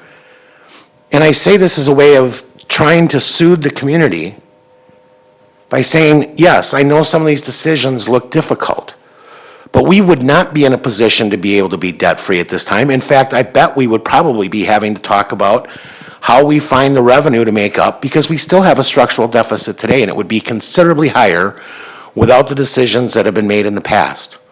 We aren't in a crisis for a reason. We are in a strong financial position for a reason. And we continue to make strong decisions that are in the best interest both of the taxpayer and of our students. And this is a night to celebrate that.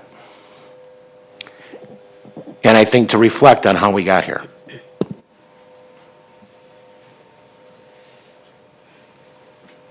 Anybody else?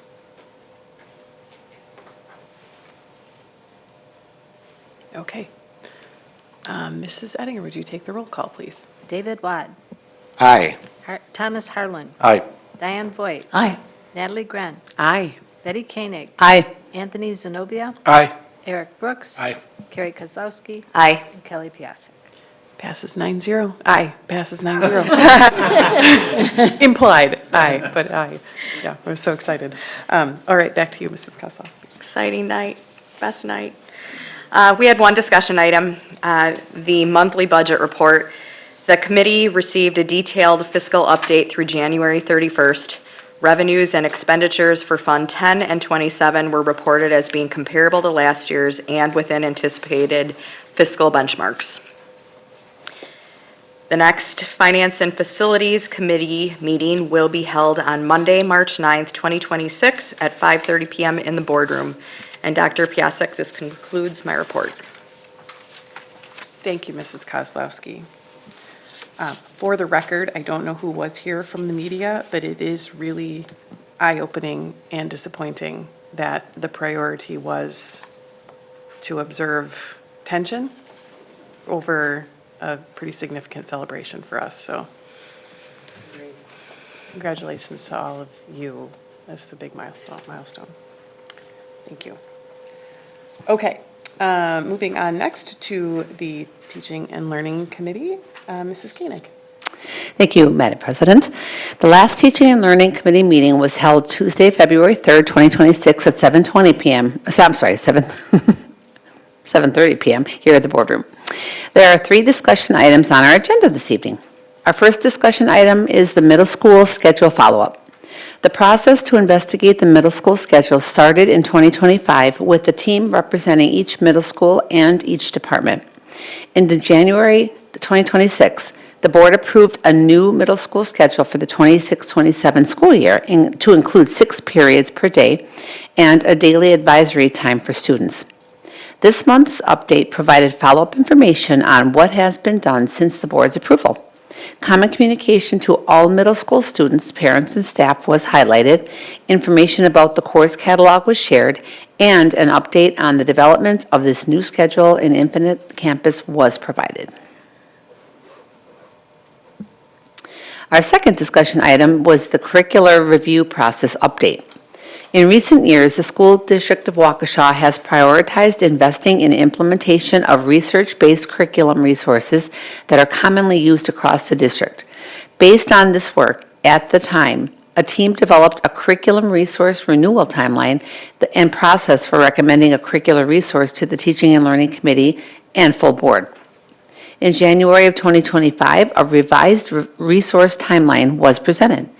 These revisions were needed to accommodate expiration dates for digital textbook subscriptions.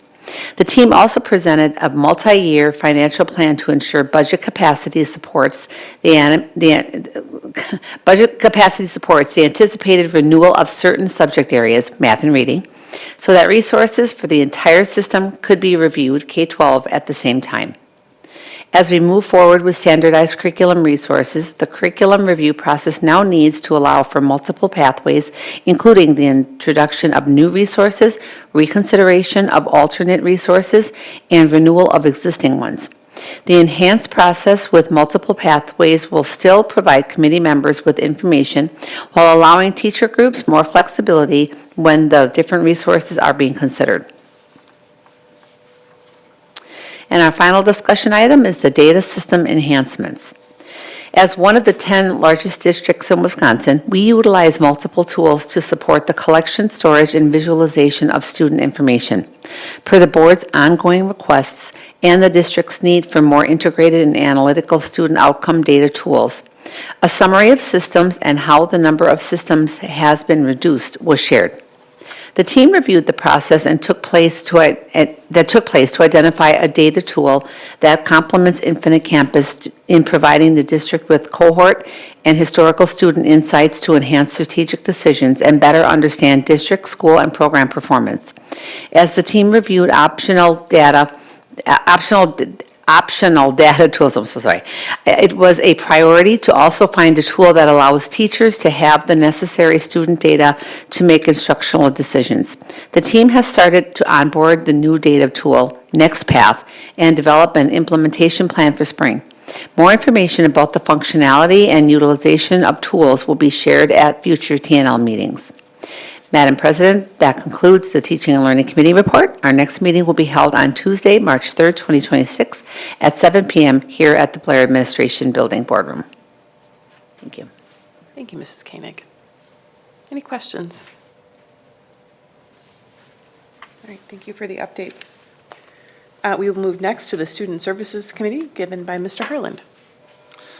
Thank you, Madam President. The Student Services Committee meeting was held on February 3rd, 2026. There were 3 action items and 1 discussion and information item on the agenda. The first action item was Policy 5515, Student Use of Motor Vehicles. This policy is important for establishing clear guidelines for student drivers, ensuring safety, and promoting responsible behavior on school grounds. Revisions to this policy include students only being permitted to bring vehicles they own or have express permission to operate onto district property. Unauthorized vehicles are a violation. Law enforcement may be contacted and students may not enter a vehicle without consent. And school officials can search vehicles on district property in accordance with the policy. The updates to Policy 5515, Student Use of Motor Vehicles, were approved in committee and also on the consent agenda this evening. Policy 5895, Student Employment. This policy was rescinded. Teenagers in Wisconsin need a work permit if they are 16 and not employed in agriculture or domestic service and are required to obtain a permit. Schools are no longer authorized to provide students with work permits. Parents or guardians must apply for the permit online through the Wisconsin Department of Workforce Development website. Policy 5895, Student Employment, was rescinded in committee as well as on the consent agenda this evening. Our third action item was the approval of the implementation plan for the Recovery High School. Ryan Patt, Assistant Superintendent for Student Services, and Mark Leonard, Director of Student Services, presented information about the purpose of and ongoing planning for a district recovery high school. Recovery high schools provide a specialized secondary education for students navigating substance use or co-occurring disorders, combining state diploma requirements with dedicated recovery support. By ensuring all enrolled students are actively committed to a recovery program, these schools foster a supportive community centered on personal growth, responsibility, and resilience. Ultimately, the mission is to empower students through a quality education that prepares them for long-term sobriety and a purposeful life. On a vote of 4-0, the Student Services Committee approved the implementation plan for the recovery school as presented and request board approval, and I so move. Second. Thank you. Mr. Brooks? Yeah, I'm really happy to see this on our agenda tonight. We've taken a lot of tough votes over the past several months, so I'm really happy that we have a rather straightforward and easy one to take tonight, and one that I think is going to do a lot of good, not just for the school district of Waukesha, but some of our surrounding communities too. So I first learned about recovery schools about a year and a half ago in my day job when I met with some of the folks from Horizon High School out in Madison. Right now they're the only recovery high school in the state, and I didn't know a whole lot about it, but as soon as they started talking about their mission and what they're doing and why they're doing it, immediately I started to think, how do we get that here? Because I think all of us at this table, whether it's in our positions as board members or just community members, our professional lives, we have seen students come before us with so much potential, but we just know that they can't reach it until they get the help that they need to address the unfortunate tragedy that is significant drug addiction and substance abuse issues that too many youth today are facing. I have about an hour drive home from work every day, and there's pros and cons to that. One of the pros is that I get a lot of time to kind of think and reflect about some of the things that we do here. And I started thinking about a former camp kid of mine when I was a camp counselor several years ago. And this was a kid that came to us with a lot of, just bright personality, smart, funny kid, but had some mental health issues. And those mental health issues led to some drug addiction issues. Those drug addiction issues ended up leading to her being sex trafficked. And the culmination of all of those things led to her losing her life at the age of 15 in a drug overdose.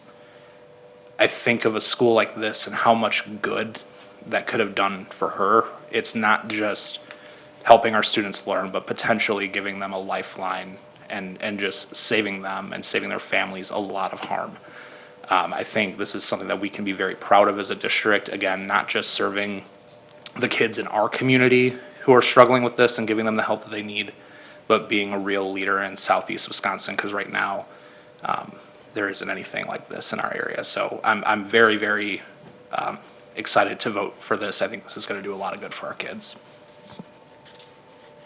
Mrs. Dwight? I think it's an amazing idea. I'm really pleased that the district has considered, written for the grants and have been approved for consideration for it.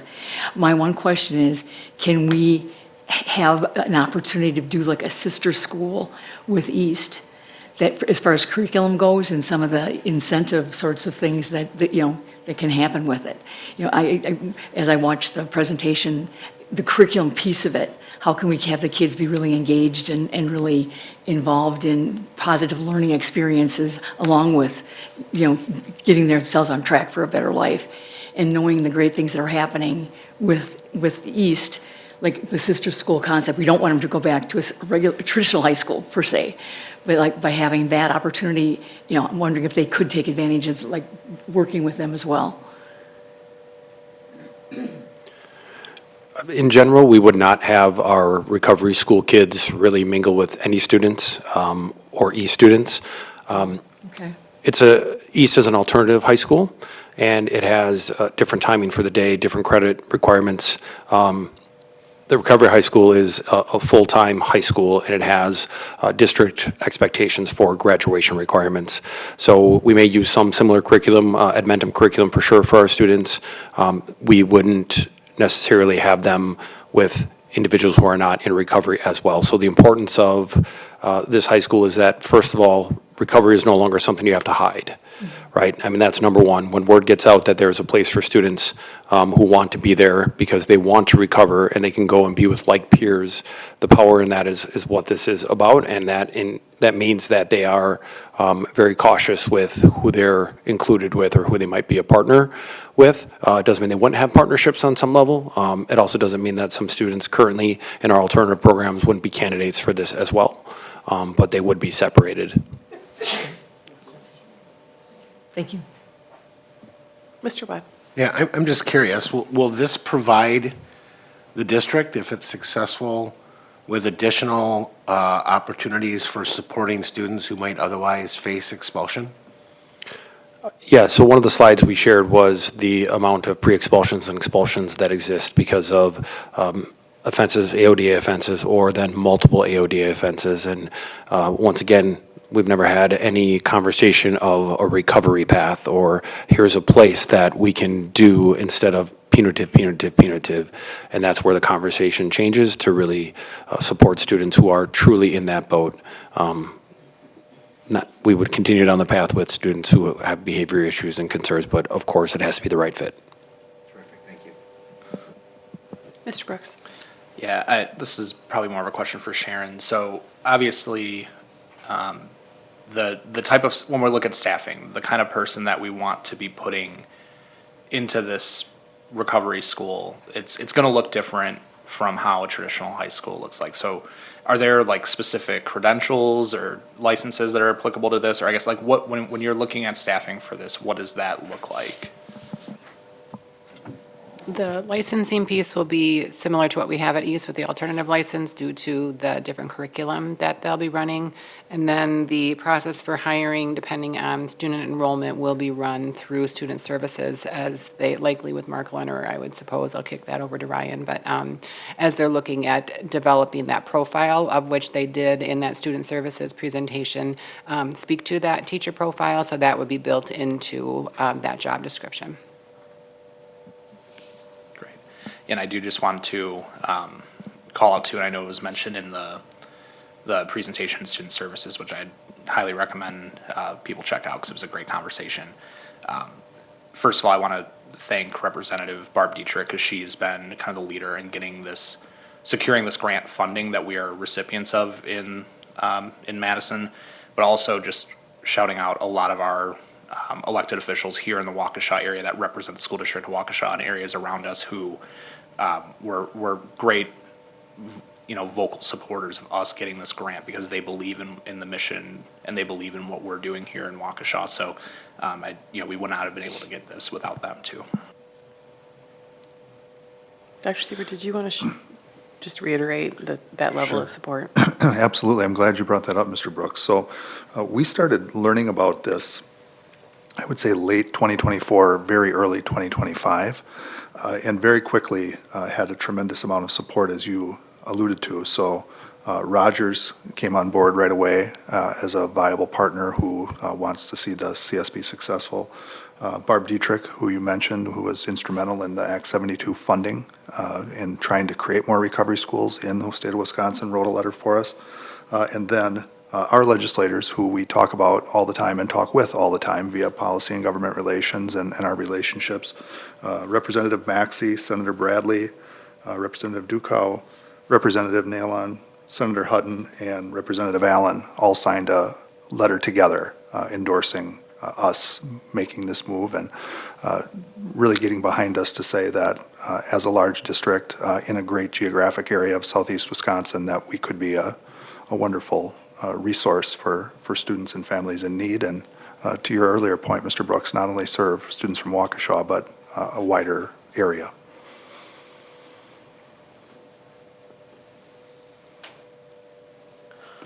All right, this is good. I'm just a quick comment from me in that there's no question that there's need. There's no question that the need continues to grow. This is not a school that we send students to because they have a problem. This is a school that students attend because they want to be successful in their recovery, because they've made a commitment to their education. And I think when we can meet them there with the same commitment, that really reflects what communities and school systems can do to really help those kids that want a second chance. And so I feel so good about our opportunity to do this. Like all of us, we all have a story, right? Or a kid or a family that we know. Unfortunately, I have many.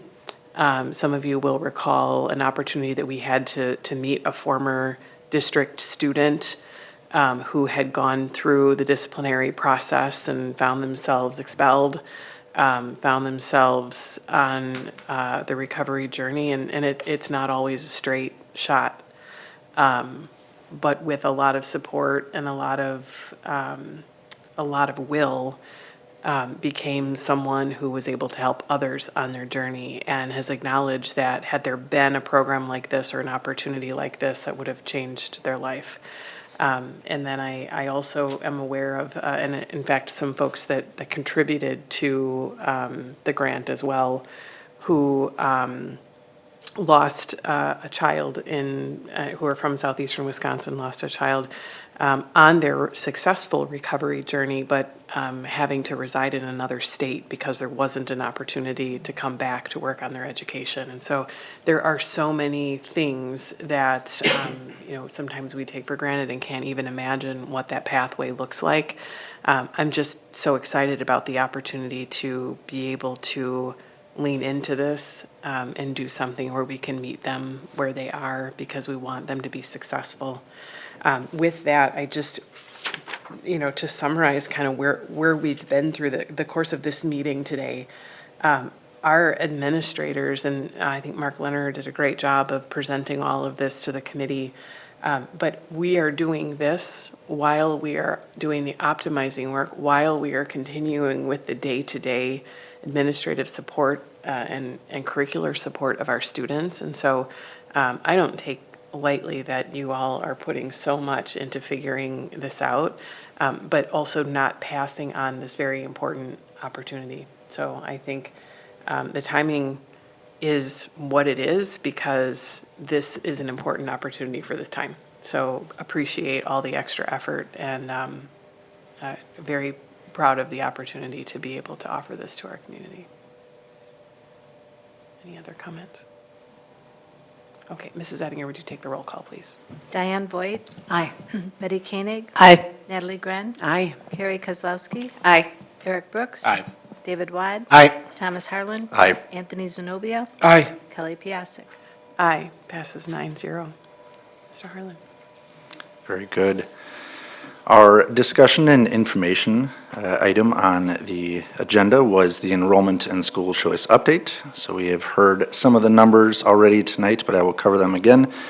Ryan Pat offered an update on the enrollment and school choice process. Families impacted through the redistricting, specifically those in 4K through 7th grades, received 7 direct communications before the January 30th, 2026 deadline. 4 additional follow-ups were sent directly to families who had not engaged with the process, and our staff handled hundreds of direct phone calls and emails to assist with the process, and the district website was updated to serve as a central hub for all necessary application information. Overall, 54% of eligible families out of the approximately 7,540 completed the school choice acknowledgement form. Of these responses, 2,735 accepted their boundary school placement, and 1,340 applied for school choice intra-district transfer. We are compiling the information for the steps in the school choice process, and the principals met on Thursday, February 5th. The goal is to finalize all the enrollments and share them with the families in March. This completes the Student Services Committee report. The committee will meet again on Tuesday, March 3rd at 6 p.m. Thank you, Mr. Harlan. All right, moving on to other business. Would there be any recommendations for future board or committee items? Mrs. Voigt. In the topic that I mentioned earlier, I would suggest the policy to be drafted to not sell buildings to private school competitors per the recommendation from Superintendent Garza when we did our visit there. Mr. Wad? Yeah, I'm wondering if we can get, perhaps at Student Services, an update or description of what we're doing in our athletic programs around perhaps drug testing for our athletes, if we're doing anything, if there are opportunities there for us, given our discussion earlier about the recovery school, that might be something we want to look at. Thank you. Mr. Harland?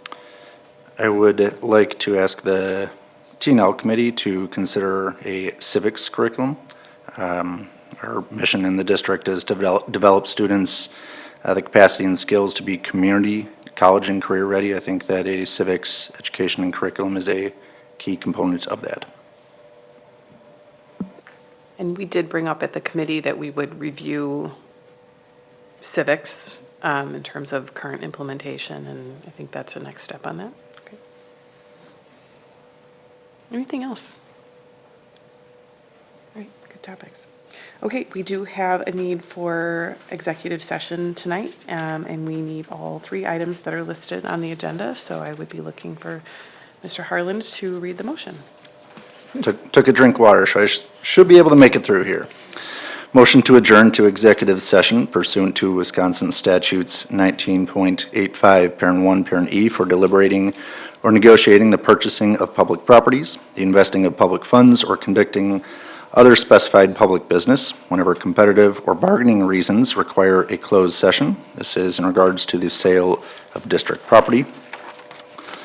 Also adjourning to executive session per Wisconsin statutes 19.85, parent 1, parent F, to consider financial, medical, social, personal histories of disciplinary data of specific persons, preliminary consideration of specific personal problems, or the investigation of charges against specific persons, which, if discussed in public, would be likely to have a substantial adverse effect upon the reputation of any person referred to in such histories or data, or involved in such problems or investigations. This is in reference to a student athletic request. And finally, adjourn to executive session per Wisconsin statutes 19.85, parent 1, parent C, to consider employment, promotion, compensation, or performance evaluation data of any public employee over which the government body has jurisdiction or exercises responsibility. This is in reference to the superintendent mid-year evaluation. Second. Thank you.